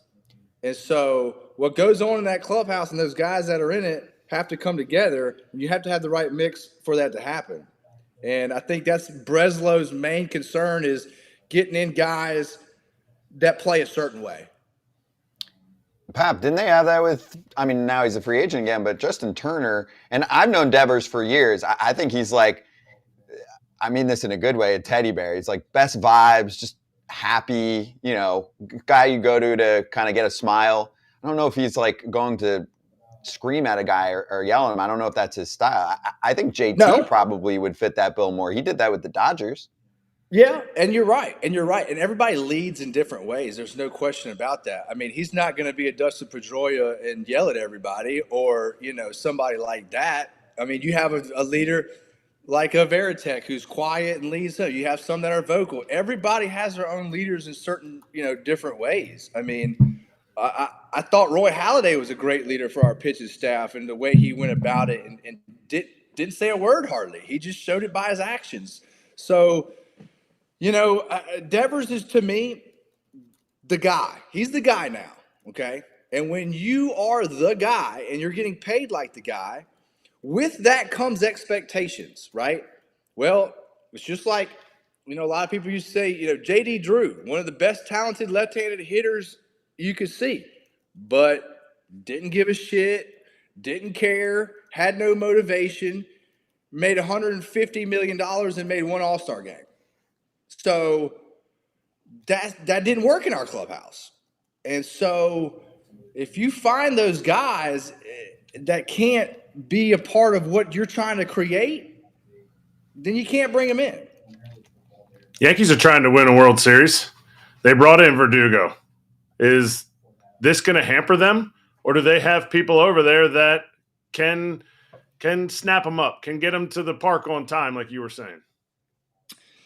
That's a great question, Kratz. I think at the big league level, there's certain players, and we've all played with them, right? You can either tell them something, or they can tell you to kiss my ass. I'm making $80 million this year. And whether or not he's one of those guys, I don't know. But I do know one thing. I don't want him on my team. I don't want somebody that shows up late every day, that doesn't care, that really plays for himself. So to me, I don't want that guy on my team. Now, can that work in New York? Yeah, it could work. But it's probably going to be a whole lot more to go involved to make it work. Okay, that's fair. All right. You've obviously you follow the Red Sox. You played for the Red Sox for a long time. What does full throttle mean to you? And are the Red Sox going full throttle? Pap is full throttle. I just actually got off of a Zoom with the Nesson executives about 10 minutes ago, and I asked them about full throttle. But what did they say? Man, what did these guys? Warner would have never said that. Number one, because you build expectations. And when you have a fan base like the Red Sox and you build an expectation and you don't follow through, then all of a sudden, shit starts to hit the fan. To me, this year, they did not go full throttle. We all know that. The Dodgers went full throttle and the Yankees went through full throttle, two teams you're going to have to compete with. So to me, they're going to have to create a major impact at the trade deadline this year, if they're in it still. And they may not be in it. They may not have the talent this year to be in it. Right now, I see them on the cusp as a wild card team, and I mean on the cusp unless things change. And that's a coin toss to me, whether or not they're going to make the playoffs. What do you think of what's gone on here with some of their attempts at signing guys? I know they got Giolito. They shipped out Sale, who we just had on the other day. But it seems like they keep popping up from the insiders going, Red Sox were in on this player too, but their offer wasn't good enough. Like, is that all even bullshit. real? It's all bullshit. Yeah, it's all, Kratz was shaking his head too. It's all bullshit, man. They say that to keep the faith, but man, I like the Sale deal. I think Sale will work out in Atlanta because sometimes it just takes a change of scenery. It does, and I think if Sale still stays healthy, he'll have a good year. But Lucas Giolito, I like Giolito. I played with Giolito. Now he was a rookie and a very very timid rookie when he came up. It didn't impress me as a rookie, but 2 years later started to really impress me. So hopefully he's found a few things out. What concerns me is I found out that he's a big gamer. Like he's a big gamer. And like he said that he plays himself on the video game before he starts every day. And then what's wrong with that? Did y'all hear this? He's visualizing the moment. Yeah, that's what he said. And I was like, man, you talking about video games versus big league hitters? You're saying the video games aren't realistic? Yeah, right. So and he was even getting involved. He's like, yeah, my slider was good one year. So, and I knew I had to use my slider against the Twins. So I played against the Twins and I used my slider. I'm like, man, dude. That's the only thing that kind of worried me about him. I had a question for you, but I didn't know you were going to go there. You were playing video games. You were playing some overseas video games. When? You're playing your phone video games. You were putting lines on tennis video games. So we all have but I'm not basing this on how I'm going to go pitch against the team the next day. I don't know, man. All right. So my question is going to be, they're full throttle. I made the joke earlier. Maybe it's more like they're fools, full throttle, like FOOL. Mm-hmm. What could change your mind? Is there free agents? And I say free agents because there's not one that's going to change your mind. But if they sign these two guys that are left, you're like, okay, I see what you're doing, because you were on. It was either on when you did your legends or when we did the game. You were like, hey, this guy wants to win. This ownership wants to win, even though it doesn't maybe look like that. I know he wants to win. So those were your words. Yeah. What would change your mind if it make these moves? Because this isn't a Breslow or a Heim Bloom thing. This is a ownership thing. Yeah, this is a Kennedy thing. This is Sam Kennedy, and so to me, Kratz and AJ, you well know this by being behind the dish, man. If they don't go out so I'll say this much: if Brian Bayo is a 2 or a 3 starter, a number 2 or a number 3, and they go out and get somebody to be a number 1, they'll be okay. But I said, okay, that means they still got work to do, man. They still got a lot of work to do, in my opinion. And that work has to carry through the season and into the trade deadline if they're within 2 or 3 games, Where are they right now? Kid, but where are they right now in your mind the Sox, if you rank them in the division, and what do they have to No. do to be playoff relevant? I know you started mentioning Montgomery. I would hope they're going to look at someone like that. He'd be great in that rotation. Yeah, I think he's right now their best option. To me, left-handed pitching in Fenway Park. It's a poke to right. You can live down and away. You can sink the ball all day long in Fenway Park as a lefty. So to me, going out and getting a bona fide left-handed number one starter instantly puts them back in the conversation, in my opinion. Now, that just puts them in the conversation. They still got plenty of work to do, in my opinion. And like I said, it has to continue, and they're going to have to make a major impact in the trade deadline. And they got to keep the other Japanese player. I'm sorry, I forget his name. The left Yoshida-san, yeah. You got to keep him. They're talking about getting rid of him. Can't let him go, dude. He's got a pure swing for Fenway Park as a left-handed hitter. Only reason why David Ortiz became so successful. AJ will tell you that. Pap, I got you a number. You love numbers. BetMGM right now, I'm making this up, but BetMGM right now has 84.5 wins. Where are you going? Right now? Right now. Under. No question. That might change if they, sign Montgomery but right now under, man. And I think that'd be a pretty safe bet. I mean, minus at what, 85.5 games at minus 110, I'll take that all day. I mean, really, just like the Stanton deal. I mean, I love to gamble, man, but not everything is an exact science, but there's some pretty tall tales in here about Kratz winning damn near 90 games in the American League East is not going to be easy this year, my friend. The Baltimore Orioles have got a damn squad. Are they the tops right now? Are they your pick to win the division? I like the Orioles, bro. Are they the pick?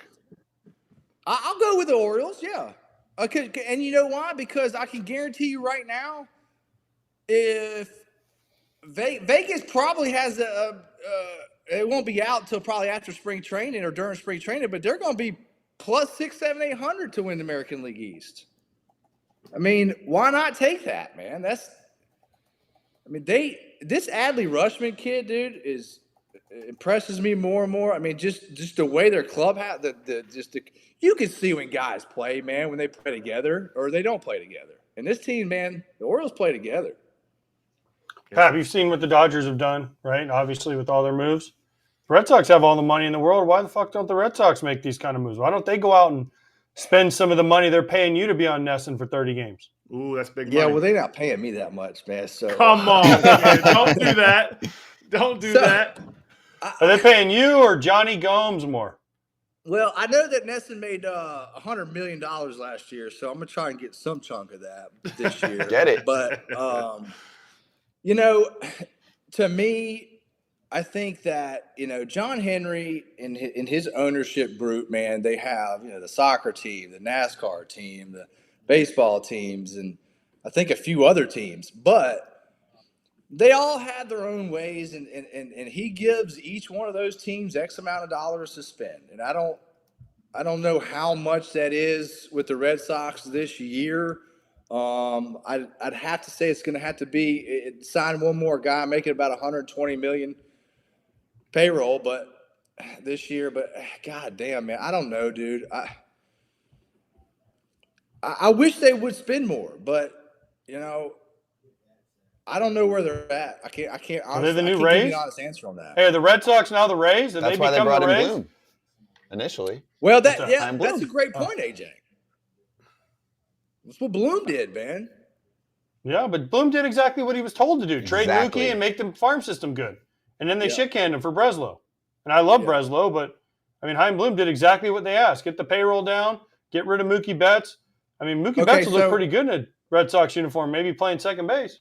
Okay, so that's kind of cliche Red Sox kind of way, So even going back to the days of Theo, when we kind of fell apart there in 10 and 11, everything wanted to get blamed on Theo. We signed J.D. Drew, bad sign. Carl Crawford, bad sign. Adrian Gonzalez, bad sign. And then they ship them all out after that. And I think Beckett was part of that deal too. I can't remember all of them, but it's always the finger pointing, and nobody in today's wants to take blame. And I get it, man. But they hire those people to take those blames, and I think Bloom was just the scapegoat, simply. By the way, I've got your actual odds. This is out already. MGM has the AL East odds. Yankees plus 140, Orioles plus 290, Blue Jays plus 350, Rays plus 700, Red Sox plus 1,000. Yeah. So Vegas, let me tell you something. Vegas has more analytics than all of us. They have more analytics than every baseball team out there. They have more information than every baseball out there. So if Vegas is saying the Red Sox are coming in last place, they've got some pretty damn good info of why. Yep. But I like the Orioles, man. At plus 300. Let them lose a few games to begin the season. They'll be at plus 400, and I'll take them. I like that. Hey, I want to change gears with you for 1 sec. Adrian Beltre is going to get elected into the Hall of Fame in like a week and a half. What was he like as a teammate? Awesome, I know he's still alive. Yeah, man. He was awesome. Come on, dude. You just said that the other day, didn't you, to Todd? Yeah, Todd goes, Awesome man, he teammate. was something. And I'm like, he didn't die. Yeah, he's awesome, man. I couldn't be more happier for him.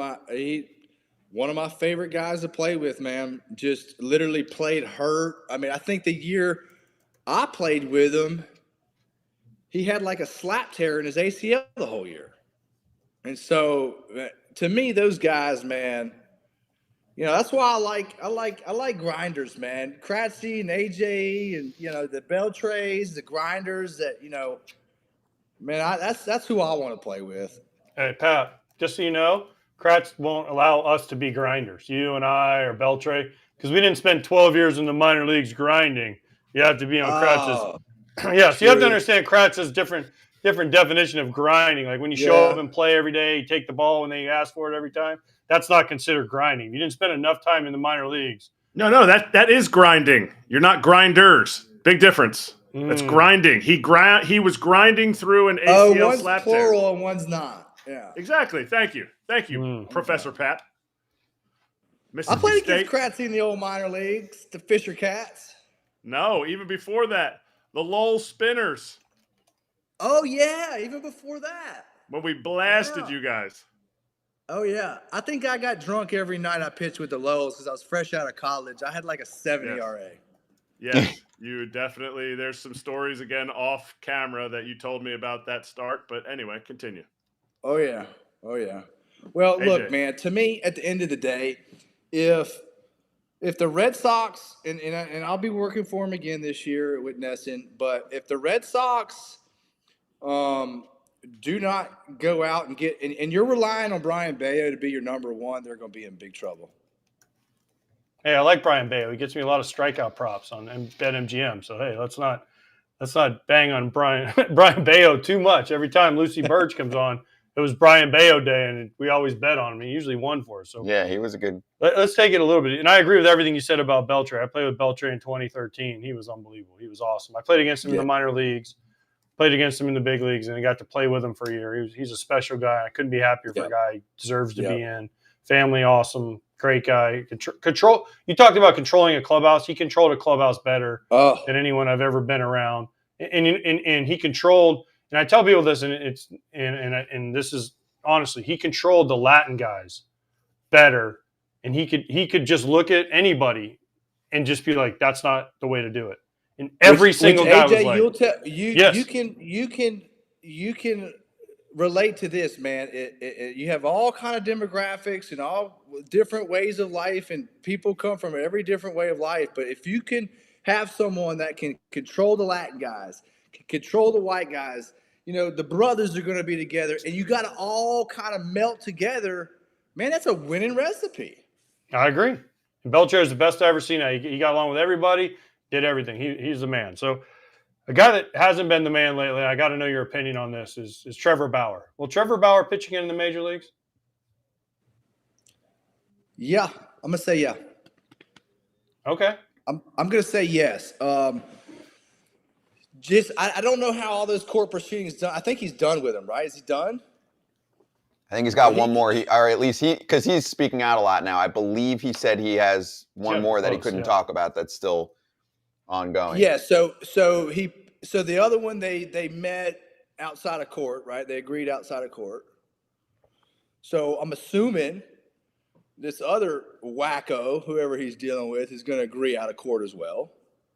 And to me, if these wacko women that are claiming all this and that against him, okay, if they're going to settle outside of court, doesn't that just tell you something? Doesn't that just say, okay, well, they were just chasing money?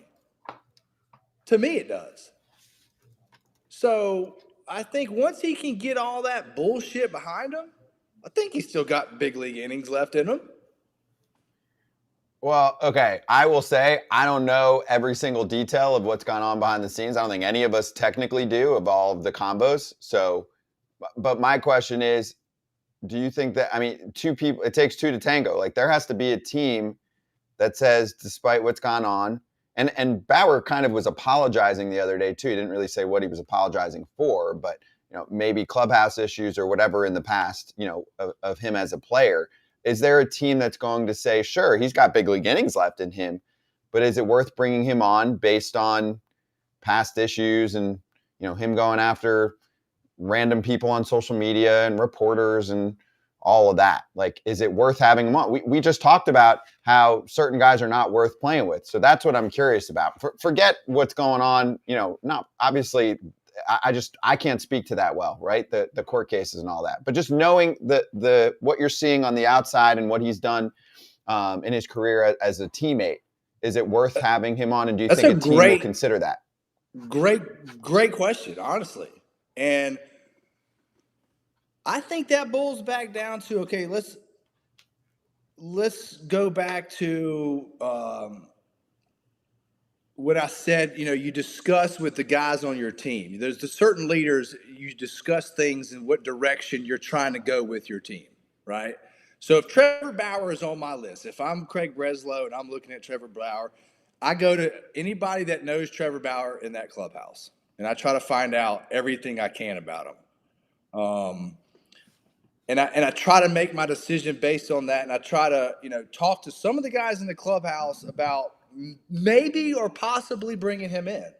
And then you get the pulse of the team and you feel how that, goes. But, to me, man, and I hate this and I hate it for him, honestly, because I truly do feel like Trevor Bauer is innocent. And I could be dead wrong.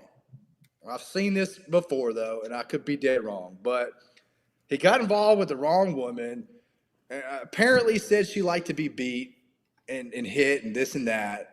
And that's what she liked, apparently, and he did that. And then all of a sudden, oh, I don't like that, and now you beat me up. And, so I feel like there's a certain type of there's a snake in there to me.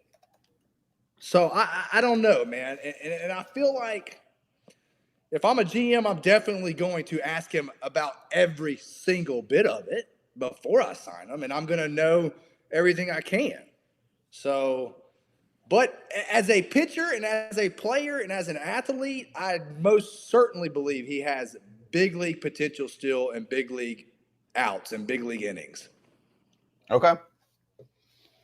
Interesting. Yeah, I mean, he's certainly making the rounds now publicly to speak out and try. Yeah, and I mean, this happens, guys. I mean, let's be honest, bro. This is not just in baseball. This shit happens all over every sport, from Ray Rice on down. And every year there's some type of domestic shit that happens, right? We get talked about it in spring training, this is what you got to do and blah, blah, blah. So this goes on. So to me, he just, got put in a bad situation and was taken advantage of, in my opinion. So, I mean, I've had teammates like this before. I had one teammate. Shit, it seemed like every city we went to, he was like, got to go to court. I'll be late today. I got to go to court. Some girl. So, I mean, this happens, man. Fair. We'll see what happens. Real world shit going down. Yeah, we got a bunch of messy situations in the game right now. So, all right, Pap, give him. Don't get too much of a raise from Nesson though. They need that. They got about 3 players left to sign. All right, man. Otherwise, that plus 1,000 ain't going anywhere. For a while there, I was kind of like, fuck baseball, but I thank God I'm back in it, and I really do love and enjoy the game and the people that are involved with it. Y'all are doing a hell of a job with this podcast, man, and keep it up. And hopefully we'll have a great season this year, man. Lots of fireworks. Appreciate you. Yeah, we still got to get about half the free agents signed, so they got about a month to figure that out. Why does that keep backing up every year? There's a lot of theories on that. Nobody can tell you. I mean, everyone said it was Shohei, then it was Is it because everybody's Yamamoto? Yeah, it's nobody's fault. That was Boris. I don't know. It's a good question. I think stalemates. I think it's just stalemates. You don't think there's any collusion with the agents? With the agents? I like your style. I think it's. But I don't think so. Just, but no, I can be kind of a conspiracy theorist at times, but I believe in Sasquatch, but do I believe? Come on. You think all the agents are friends? I can tell you for a fact they're not. No, they are not. No. I can tell you the owners are much closer friends than the agents. I can say that with utmost confidence that they will all hang out together, and the agents would be better in a celebrity MMA match. Yes, especially over players. Yes, exactly. Well, good, dude. We're going to catch you again soon. Obviously, appreciate you joining us and what we're doing here. Just bringing some real talk to the game. Get your boys in Boston going a little bit. And we'll catch you soon, all right? I love it. Y'all keep up the good work, man. Good to see y'all. You too, dude. Cheers, Pat. We'll talk to you soon. Pap. All right, we're about to go to Cubs coming up, too. We can take you to a little Imanaga action. And the White Sox. We're going to talk the White Sox, too. We can't leave the little forgotten brother. Garrett Crochet is going to be a starter. Is he, though? They're going to try. He's got good stuff. I mean, he does have good stuff, but got to try it out. I mean, yeah. Why not? They tried everybody that throws hard. Chapman, they tried to bring him back into minor leagues as a starter. Might as well try. That's where the most value is for the player and the team. So give it a whirl. We will talk to Jesse in just a sec. Well, I'm going to ask him that. He's ready. All right, go ahead. All right. Right from the jump. Forget the Cubs. We're going to talk White Sox. Jesse Rogers from ESPN joining us right now. Jesse, great to see you. Go ahead, AJ. So what are they going to do with Garrett Crochet? I know they're stretching him out to be a starter, but is he actually going to be a starter? They do have Eric Fetty and Michael Kopech and Dylan Cease still and Mike Soroka and some other guys. Yeah, Flexen they just signed. I think they can unleash something in him that hasn't been there in a couple years. I mean, they're going to stretch him out. I'm not sure he's going to be in the rotation day one, maybe eventually. But I think they're going to try. I mean, I know he would like to try.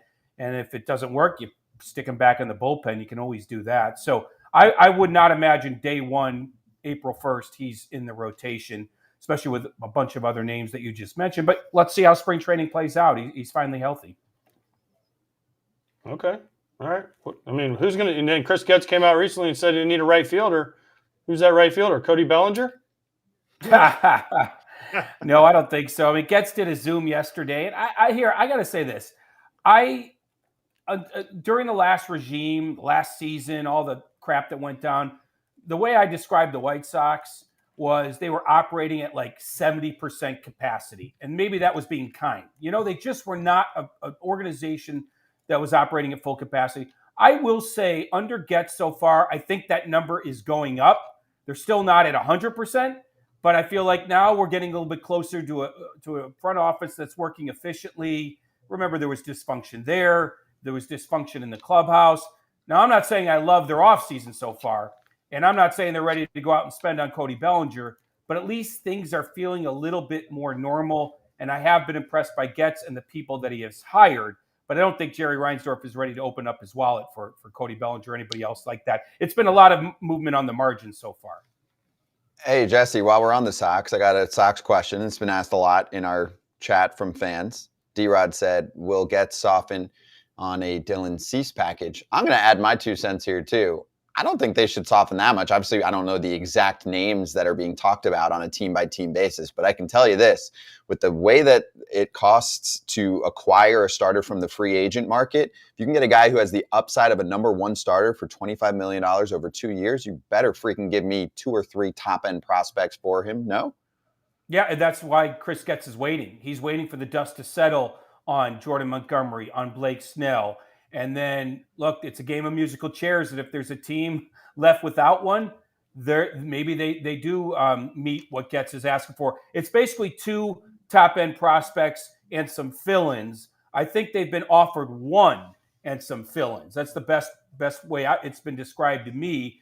The Yankees remain interested, but I'm not sure they have enough to do it after their trade for Soto. The Orioles seem like the best match. They're the only team that really, not the only team, but they're one contender that hasn't improved in the rotation, brought in a veteran, gotten deeper, and they certainly have the farm system to do it. No, they're not going to get Jackson Holiday, but there's guys below him that I think are tradable. But I think Getz is going to wait as long as he can. 2 years left of team control. He could always do it in July. But the other part of this is there's no way he's re-signing with the White Sox. So other teams know that eventually he's going to move Cease and that asking price will come down. So it's that game that you play, that cat and mouse game. But I think you're right. Getz is going to wait as long as he can and get as much as he can. Okay, now that we've talked about the cool team in Chicago, now let's go to the other team in Chicago. Okay, I mean, we have to do this. I know they made their big signing of the offseason. What do you think of Imanaga? Well, yeah, no kidding. Finally, Jed Hoyer. You said Jerry Reinsdorf won't get off his wall. They spent more than the Cubby Bears have. What's this weekend? What's this weekend? Cubby Fest. You can't go unsigned with anyone for Cubbies Fest. Jesse will be there. Don't worry. Jesse will be there with Ryan Dempster asking questions. Oh, why are you guys my favorite team? Oh. Stop. So where does Imanaga fit, and is this enough to appease those fans? Yeah. No, definitely not enough. I mean, they're now just working to get back to being an 83-win team. Okay, maybe a few more because Craig Counsell gets you a few more. But he was needed. They were short. He's a pretty good pitcher, but not one of the best. Second or third, number 2, number 3 kind of guy, 30 years old. Not sure that the bidding war for him maybe materialized the way everyone thought it would. So it's not like they're getting Yamamoto, 1 and or instead of a 1, it's a 1A. It's more like a 2 or a 3. So it doesn't really push them over the top of anything. They still have all sorts of offensive holes. I mean, first base, third base, a little unclear in center field as their top prospect wasn't looking as ready as maybe we would have thought late in the year last year. So, I mean, you have 2 corner infield holes. Those are power positions this team needs. So just even re-signing Bellinger kind of gets them back into the mid-80s. So this is just one part of it, adding Shōta Imanaga. The back end of their rotations, unproven, though they were decent last year. The good news is the Cubs do have a farm system that is producing or should be producing, but isn't quite there yet. And I think that's why you're seeing this sort of in-between offseason, because they're not ready to promote their top prospects and see exactly what they are. So, AJ, I think there's going to be some disappointment, some anger this weekend at the Cubby convention. Imanaga helps, but he's not the answer to everything that ails the Cubs right now. I love to see it. I mean, that's too bad. Wait, what am I supposed to say? Well, where are they at for you? We were asking a lot of people in our chat, like, where do you put the Cubs in the division right now? And, I mean, obviously, yeah, it'd be nice for them to make another move or two. I think they're going to. So, I guess, where do you have them now? And if they make 1 or 2 of those moves that you mentioned, could they be a division winner contender?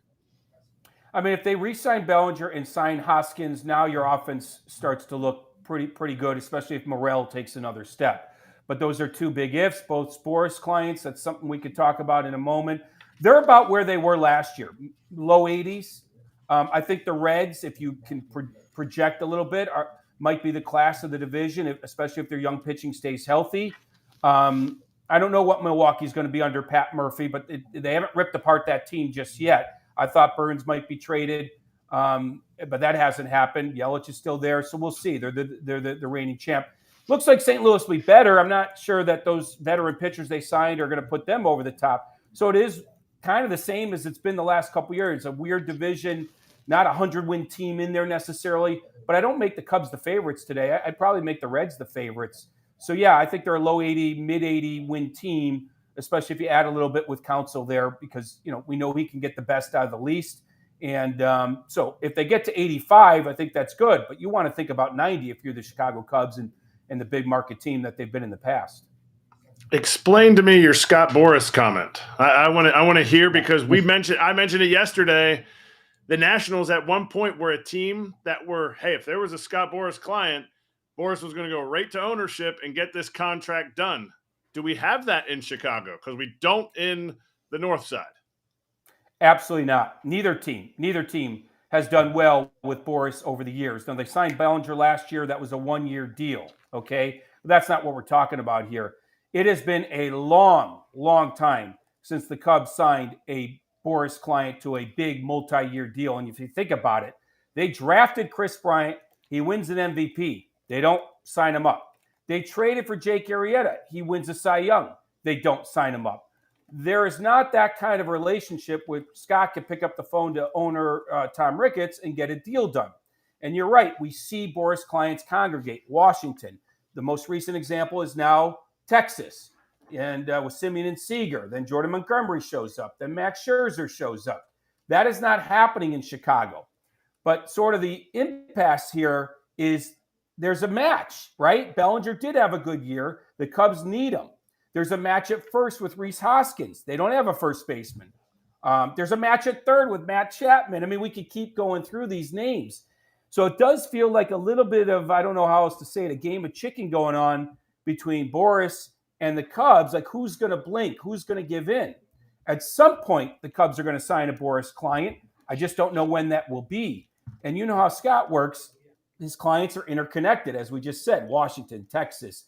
At different points, it's been the Yankees or the Mets. So if you want to play ball with Pete Alonso next year, you might need to play ball a little bit this year. So I find this all very fascinating. I think you guys probably do too. Maybe it's a little inside baseball, but it's not like Scott has a lot of the big markets available to him right now. He already sent Juan Soto to New York. I don't think Boston or the Mets or the Yankees are interested in a lot of the clients right now. And the Cubs match up. I just don't know if the relationship will get them to the finish line on some of these guys. Okay, Jesse, you named three of the big fits for the Cubs. Hoskins, Chapman, Bellinger. Rank them in order of fit. Bellinger's easily number one, right? But then would it be Chapman over Hoskins, Hoskins over Chapman? Because those are really the three guys, when you look at the Cubs, and we talked about it earlier, even after the Imanaga, for me, they need bats. They don't have the bats in the middle of the lineup to compete. They need to add at least one, if not two, impact bats in their lineup. So rank them for me. Is it Bellinger's clearly one. He's been there. They know him. And then would it be Chapman and then Hoskins? Rank them for me, please. Yeah, I'd probably put Hoskins second because they don't have a first baseman. They tried Hosmer and Mancini last year, complete disaster. They actually have a little bit of a rotation at third. Remember, Morel can play third. Nick Madrigal's still there, good contact hitter, and actually played really good at third. Patrick Wisdom, who people forget about, but 20-plus home runs, like there's some power there. It's not ideal to have a three-headed monster at third, but you have zero at first base unless you move Bellinger there. To your first point, though, Bellinger is easily the most important because he's left-handed, and obviously all the other tools. But as you guys know, talking to me, I'm obsessed with left-handed slug. If you don't have it, you're not winning.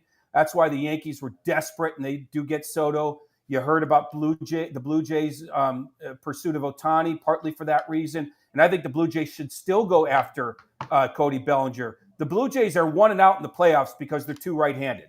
The White Sox in recent, that year against Houston in 21, 1-out in the playoffs because they were two right-handed. The Yankees, two right-handed. The Cubs will be two right-handed if Bellinger walks and they don't replace him. So he is by far number one. And they could move him to first because their top prospect, Pete Crow Armstrong, is a center fielder. So, yeah, center field, first base, then third, Bellinger, Hoskins, Chapman. I think that's most important. And I could definitely see if one comes, more than one comes. I mean, that's Yeah. a pretty solid offseason. Then you're feeling much better about things now. Yeah, then You Cubby get Fest. two of those guys? Then Cubby Fest is a whole lot more jovial. Well, I don't think they're getting it done in time. I mean, you got, 3 days to go? So Jesse, ask Ricketts when you see him this weekend. When you're the first question up when Ricketts takes questions. Ask him, why aren't you spending money? And then give us the answer. Oh, yeah, I'll definitely ask him. Here's the irony, or not the irony. Here's the weird part. So, AJ, you'll like this. Many years during Cubby Fest, ownership would have a panel, and fans would be able to ask questions. The last couple years, they have not had that ownership panel. So he can avoid the fans, but I do think he'll have to meet the media at some point. And if not him, it's a question to Jed Hoyer. Now, their answer might be the offseason's not over. But I also do believe they're not ready to push their chips all in. Like they were out on Ohtani. They were out on Yamamoto. I will tell you, and here's a good debate for your show. Like, if everybody on the block is buying an expensive and overpriced car, should you do it? Maybe not, but you're not necessarily in competition with everybody on the block. You might be, but you know what I mean. The Cubs don't have the appetite for 10-year deals, pay a guy until he's 40 years old. They just don't. And there's probably other teams that don't, but still sign them up, whether it be Bogarts or Turner or Harper or whoever, Ohtani, but they do it. So here's the question. If everyone else is doing it and you don't believe in it, should you still do it so you can bring some stars in? Or should you stay with what you believe in and build a team a different way and hope that it's sustainable because you've created flexibility? I think it's a fascinating question because I know the Cubs are in that camp. They don't want to sign guys to 10, 12-year deals and pay them when they're 40 years old. Yeah, but hope is not what we're in for. We're not hoping to fill the seats in Wrigley. Like, you're wanting to win, and you're not talking about like a nice new car. You're talking about either driving with the race cars or you got your Pinto and you're just putzing along and hoping that the other Pintos in the National League Central, don't go across the finish line before you. Like, this is about speed cars and teams that are not speed race cars. And to me, I think the Cubs should be in that. And the landscape changes. Everyone's going to give the Dodgers a hard time about deferring money. I can give you a list of 20 people in the history of baseball that you heard of their name that have deferred money. People have been deferring money for a long time. It just came to a head because they did so much with Shohei. The Cubs need to be in this range. And to me, Tom Ricketts, ownership, whoever wants to step up, you can even have, pre-screened questions like the Pirates.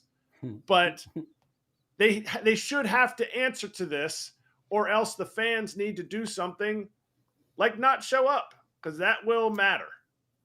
Yeah, I think the bottom line is stars win games, win championships, right? Once in a while, you can thread a needle where you have a 26-man roster without MVP caliber candidates, without Cy Youngs. It's a spread out, talented roster. Sometimes that works. It can. Not often, though. You need your Bryce Harpers, right? You need your Shohei Ohtanis. You need your Freddie Freemans. The Cubs don't have anything like that right now. Dansby Swanson's a very good player, not necessarily an MVP caliber player. Justin Steele was nearly a Cy Young candidate. We'll see if that's a perennial thing with him.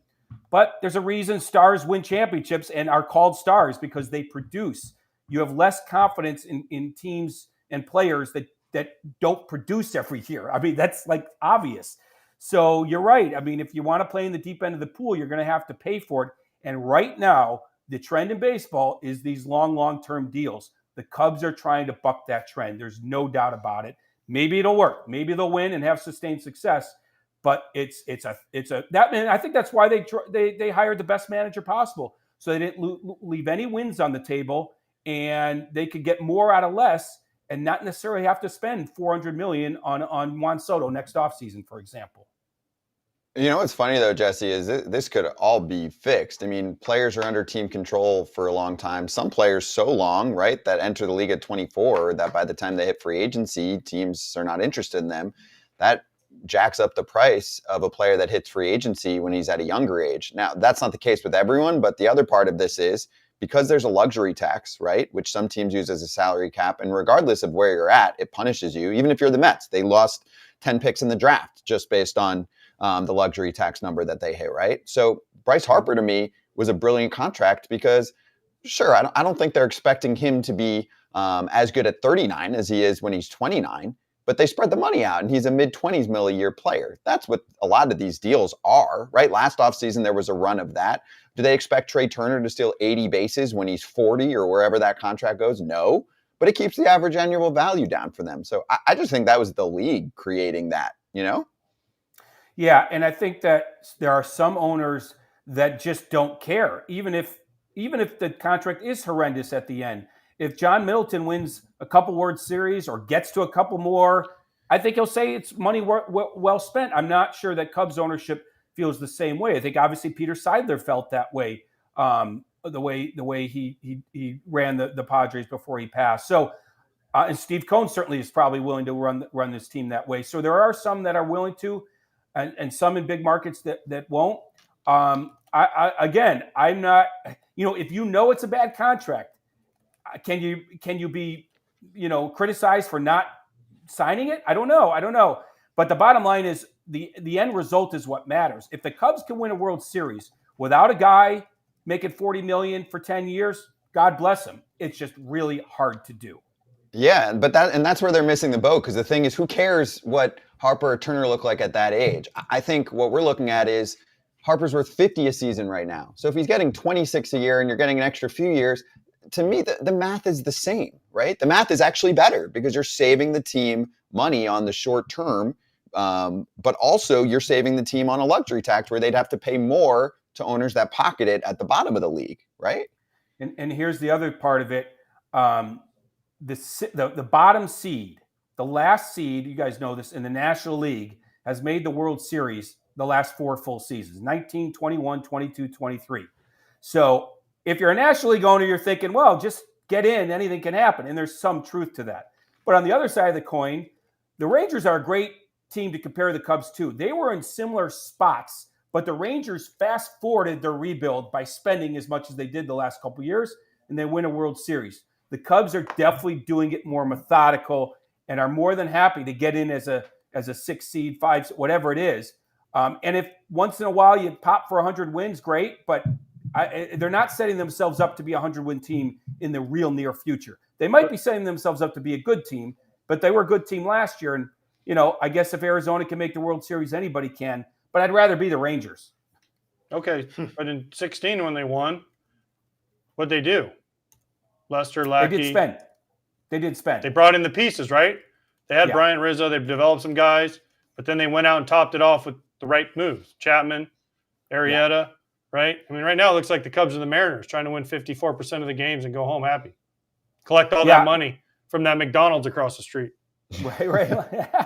Let me say this, though. Because you bring up a good point. I do think, look, they've had top 5 payrolls before. I do think if they were closer to being a 95-win team, they would add that John Lester, or they would add that if Bryce Harper type player was available. I just don't think they're ready to do it. So I'm not willing to go full on. They're the cheapest team in the league, because I do think if things are close and Jed wants that big time player to finish it off, he'll get him. But you saw what Texas did. They did a fast forward type of deal here. They did a quicker rebuild and they reaped the benefits right away. The Cubs are just doing it a little bit longer, and that it's up for debate which way is the right way. Except that they're holding a trophy down in Texas, so you can't deny what they did was right. Yeah, their way is the right way, because almost nobody had the Rangers winning the World Series this year. So we could have had the same exact conversation last offseason and said, hey, the Rangers already made a few big moves. They're not quite ready yet. Maybe next offseason they'll really pounce. And they were like, no, screw that. There's too many teams saying the same thing. I think that's my problem, and this offseason accentuates that again, right? Like Cubs, Red Sox, Mariners, teams that should be more aggressive are chilling. And then you have teams like, obviously the Dodgers, but there are other teams that take advantage of that, right? Good for them. Yankees to an extent if they make another move or two. So, yeah, it's fascinating. It's good. It Good is. debate here. And Jed is really a very measured guy, just like the owner is. So they're in line. all that means is he's going to wait this thing out. I think they got Imanaga at a decent price. Now there might be some mitigating circumstances there. We'll see. I mean, it'll be real interesting if Bellinger re-signs and it's kind of like just more of a normal 5-year, 140, 150 with a couple opt-outs. Then all you can do is praise Jed and Tom because they held out and they got the right deal. But if they miss out on other stars, then we're back to where we are now, criticizing them. Right. That makes sense. Well, Jesse, great to see you, man. Hopefully some more Cubbies action, but have fun at, what is it called? I don't know. Cubby Bear Fest? I don't know. I'm gonna take a selfie with the mascot, Cubby Clark or whatever, and send it to AJ. I'm just gonna. Oh, I thought that was the picture behind you over your shoulder. What's that? Dempster and I with our arms around each other. I'm just gonna load your phone up. Well, I actually like Ryan, Cubby so stuff. yeah. Tell him and Kerry Wood I said hi. We'll do. Be well, guys. Thanks, Jesse. We appreciate you. Happy New Year. See ya. Happy New Year! It's too late. You can't say that. Oh, no, he's gone. It's okay. At Jesse Rogers, ESPN, he's great. Covers the Cubs and the White Sox. Good stuff there. Never misses on that analysis, which I actually thought was interesting too. On Dude, he said 5 years, 140 to 150 million for Bellinger. That's like 30 million a year. He's not getting that, is he? I think he was asking for 200 plus at the beginning. Yeah, of but the that was for offseason. like 10 years. 7, Right. Yeah. I mean, dude, 5 years, 150? You know what my counter is? Let's make it 10 years 150 so we have a low AAV number so that you don't count as much against the pseudo salary cap. Okay. What did Dansby get? 140? Yeah, but that was 7 years, wasn't it? 8 years? I can find it very quickly for you. He was a free agent entering his age 29 season, signed for 7 years, $177 million. Okay. Okay. They needed him really bad. I liked that sign. signing for him. I like Yeah. Dansby. Good sign. Played with him. He's a good guy. Yep. Good fella. Good sign. They did it well. Good fella. Okay, let's get to our BetMGM seg for the day. Unique one today. So this basketball shot was for 100 G's in Lakerland. Money. That was nice form too. You know how some people have to like really chuck it from like their chest or something? Like that was a shot. That was money. That was great. Congratulations. I mean, wasn't even like a bank shot. Like, No. Then he gets his picture with the Laker girls. Look at him. That was awesome. Good job. By the way, have you ever? I don't. You haven't. What? Kratz, have you ever got to do that at like a game? I have. You have? No, I haven't. Exactly. That's why I didn't But I played basketball in high school. So did I. That is. oh, So did Kratz. No. So one time And I Kratz had is a just beast. I had just signed with the Twins, and I'm in line at a Magic game to get like food, and the guy comes in and goes, "Hey, you're kind of tall. You want to do the 3-point shooting contest in between?" Just random, not At a- even knowing who totally you are. random. I Epic. just signed out of high school. Oh, it was wild. oh, you were like 18. Yeah, 17. And they're like, yeah. So they're like, all right, meet us here at the end of the first quarter, and the first time out in the second quarter, we're on. I was like, oh, who am I shooting against? They're like, Dennis Scott's brother. And I was like, What? oh, shit. All right. So they give me 15 balls. And I walk down no warm-ups, no getting loose. There's 3 racks of 5 balls like the NBA threes? NBA threes. Oof. And they go. And I was like, oh, shit. Made one. I was proud of me. Do we have video of this? No, dude, this is before video. It was like VHS back then. Yeah, but VHS, the you got to Magic- fix the tracking. They wouldn't even know who I was. This is like 1994, 95, like way back. When, I'm when going the to Magic used to like pack it out. Yeah. Shaq Right? That Penny would be days. fine. Yeah, oh yeah. Like so, I literally I've done a lot of cool stuff. I was nervous as all get out. There's no way you felt those basketballs. There's no No, way. no you- chance. like, but the funny it was part just was numb. I used to always sit up in my dad used to have 2 season tickets to Magic forever. Yeah. I'd be like, oh man, why can't I ever get picked for this? Oh, I dominate. And then it happens. And then I do go like 1 for 15 and I went and all the whole section Everyone like, giving you yeah, oh yeah. Yeah. And I'm like, all right, I deserve it. I go, but you guys, it's harder than you think it is. What would have been the acceptable number of shots to hit? I made 1, dude. I'm happy I made 1. The other guy made like 6. I was like, damn. Well, Dennis Scott's an NBA player for people unaware, or was an NBA It was player. his brother. Right. My brother, yeah. He's probably got good genetics. I mean, if your brother's in the NBA, you better know how to shoot a basketball. I think that's fair. Yeah, but you didn't even get to dribble a ball. You didn't get to do nothing. It was literally like 3, 2, 1, shoot. And Go. you had like 30 seconds to launch 15 shots. You had to move. Were you breathing heavy? Oh, That is sneaky. the first one I was like, just hit the backboard. Yep. You didn't bank the shot that you made, did you? No, Okay. swish straight. Just making sure. Look But at congrats Scott. to that dude. Scott Yesterday at the looking down Laker on game. you a little bit. Yeah, Scott's basketball, his basketball prowess. He's That's like 5'8", dude. Yeah, no, Scott is sneaky tall. Sneaky tall. Don't let him do that to you, Scott. 6'2". I can bang down Yep. low. Yep. Not that coordinated, but I used to foul out a lot. Take a lot of charges. I was what you thought I was.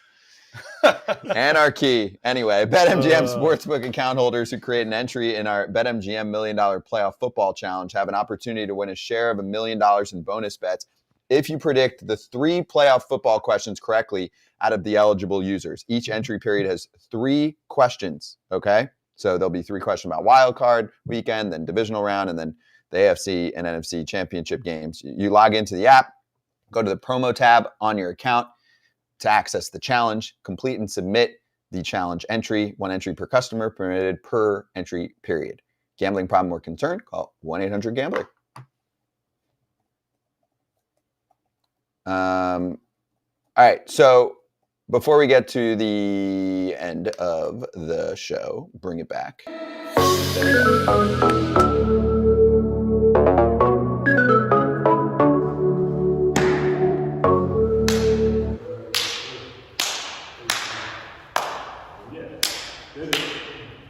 All right, we got a lot. So first of all, did you see MLB start times? Let's go there first. I saw the Korea start. Yeah. Korea. Are you kidding me? Are you going to be awake? At 6 a.m. here, I'll be up. Oh, right. have to It's be. 6 I a.m. get up at 6 a.m. every Oh, day. yeah. I looked at I'll 3 be up. a.m. I mean, I'm looking at this during the show. I'm like, oh, wait, that's not that bad. 6 a.m. 6 a.m. here is not bad. 3 a.m. in California is rough. Scott's Yeah. not even in bed yet. 6 a.m.? Scott's just getting home from a I'll stay bang. up. I'll stay up. I won't. I will. I would do 24 hours in a row, and we can go live on YouTube the whole time and just talk about the beginning of the season. I gotta put that. If on my anyone was calendar. interested in that. Might be setting myself up for pain, but both games will start at 7 o'clock in Seoul in South Korea, 3 a.m. in Well, California. what time do you want? Okay, so my question is like, it's such a time difference. right? Yeah. What time do you want them to start? Starting at 1 o'clock in the and it's 1 o'clock in the afternoon in Seoul. 10 p.m. That doesn't That's- sell the game over there. Then that's 1 a.m. on the East Coast. No one's watching. No. 10 p.m. in Seoul is 6 a.m. in LA. So you're going to start a game at 10 p.m. There's no way. 3 a.m. is no man's land. Yep. That is the part of it. worst time to start a game. So there's got to You're be not gonna something start a else. game What at about 10? afternoon games there? Well, that's kind of what I was thinking. So if you move it back 6 hours, that puts you at 9 p.m. If you start at 1 p.m. Seoul, that puts you at 9 p.m. in Dodgerland, but it puts you at midnight on the East Coast. It's a working day. This is to sell the game in Korea. This is a big Yeah. game. Sell it over. Yes, I get it. You're going to miss Shohei's first ever game, but this is to sell the I'm game not. in another. Well, okay. 6 a.m. is easy for AJ. 3 a.m. in Cali, 3 You're gonna a.m. miss it. must be lonely. and I just, to me, you got to start it at 7. There's no good compromise. Just like you guys said, there's no good compromise. So start it when it's going to sell it. They can't just start a game at 1 o'clock on a Wednesday. over Yes, in they Korea. can. It would sell out easy. Dude, Otani and Start at 9 Yamamoto. a.m. 9 a.m. It would sell out, but here's the thing. I think they're trying Minor to league be start time? fair. Hey, they're doing 2 games there, regular season. This is about growing the game and also having the game in a place that doesn't get to watch a regular season game. So they're like, we're going to give them the best slot. It's about them. Our fans Weather will have day. to deal with it for 2 games, and then the rest of the season you're in better shape. Weather day. Like, remember the weather days in the minor leagues where they bring all the They kids? did that in the majors sometimes too. I Dude, we always used to had play those 10 games. a.m. games in the Metrodome in Minnesota because the Gophers had a game that night. So we'd start 10 a.m. Oof. Oh, it was rough. They do Seriously? 12 p.m. in MLB, and Yeah. they'll have the guy there before doing the, here's how 12. lightning works. 10 a.m. 10 Big a.m. league is, games. Oof. Minor leagues, Reading Phillies, you have the third shift game because it's a big industrial town. Third shift gets off, and they were inviting the third shift people. It ended up just being a bunch of blue hairs coming out and walking around the stadium before, but you'd get to the park at like 7:30 for a 9 o'clock game, and you're just like, what are we doing? I remember Scott Matheson pitched that game against us, and he was throwing like 97 to 100. Nobody wanted to be there. Oof. All right, I'm going to change gears for a sec just because I know it'll probably get quite a bit of attention. I want to make sure that we're kind of clear on where our stance is, because the Trevor Bauer situation is quite complicated, I would say, to be fair. But we are a show that's asking questions. We have guests on. Guests have a variety of opinions, even this week, right? We've had a variety of opinions, but I just think everyone should know from our part where we stand in terms of domestic violence victims. And obviously, the situation with Trevor Bauer and everyone else is complicated. So I just want to say, I'm sure you guys can echo this. Like, we fully support victims of abuse. There are, even below us here, there are ways to get help. If you feel like you have witnessed or been a part of any kind of problem on that front, we fully support, obviously, all of those cases. There are terrible situations that have gone on in baseball and in other sports. And we are fully with victims of abuse, sexual abuse, and all of that. Unfortunately, it sucks, but we have to cover, or we feel like we should cover these stories about certain individuals and get opinions and takes on what's going on. And somehow, even though it's so much lesser, relate it to baseball, like, oh, this player's not going to play, whatever. But we know it's important. So that's where we stand. Understood? Understood. Okay, Agreed. cool. Just wanted to put that out there because it's dicey. We're doing the best we can, but that's where we stand on that front. So just want everyone to know that. This is always fun when you go from something super serious and stuff that we're not good at. And I'm like, hey, Eric, what's on your hat? I know, kind of makes it. It's got to be red. Yeah, but I did this all the time in my last job. We always had stuff, and you got to go to the next topic. It's just life. It's my Arizona Fall League. When in Rome. I can't pronounce it, so you can. I always mess this up on national television. Peoria Suarez. The J is silent. Yogging. New fad. Well, because how do you spell it? Saguaro. Suarez? I think you messed it up, No, but that's it's. I missed something. Saguaro. The Isn't there Saguaros. G? Oh, I didn't hear the U. Oh, Suarez. When we try and get into spelling bees, it gets pretty you'll lose. pathetic.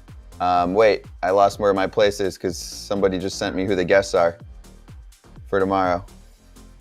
Jack Sawinski. And Tyon. And Tyon. We got Pirates ties tomorrow. Obviously, I know Tyon's on the Cubs now, but Jack Sawinski and Jamison Tyon Pirates and Cubs joining us tomorrow. And El Pirates and Central Cubs. heavy. Should And have them on at the same time. Talk we can smack do a to each birthday other. shout out. Go ahead, Kratz. You got Oh, this. yeah. Oh, Matt Arnold. The mover and shaker of the offseason for the Brewers. Big signings. I want to ask Wade Miley if he's deferred any of that money that the Brewers are dishing out to him. Matt Arnold, happy birthday. Guest of the show. Friend of the fam. He's in his mid-40s. I can't get the age that quick, but big signings. He's got more work to do, but we love you, Matt. Thanks for coming on the show, and we'll see everyone tomorrow. Bye.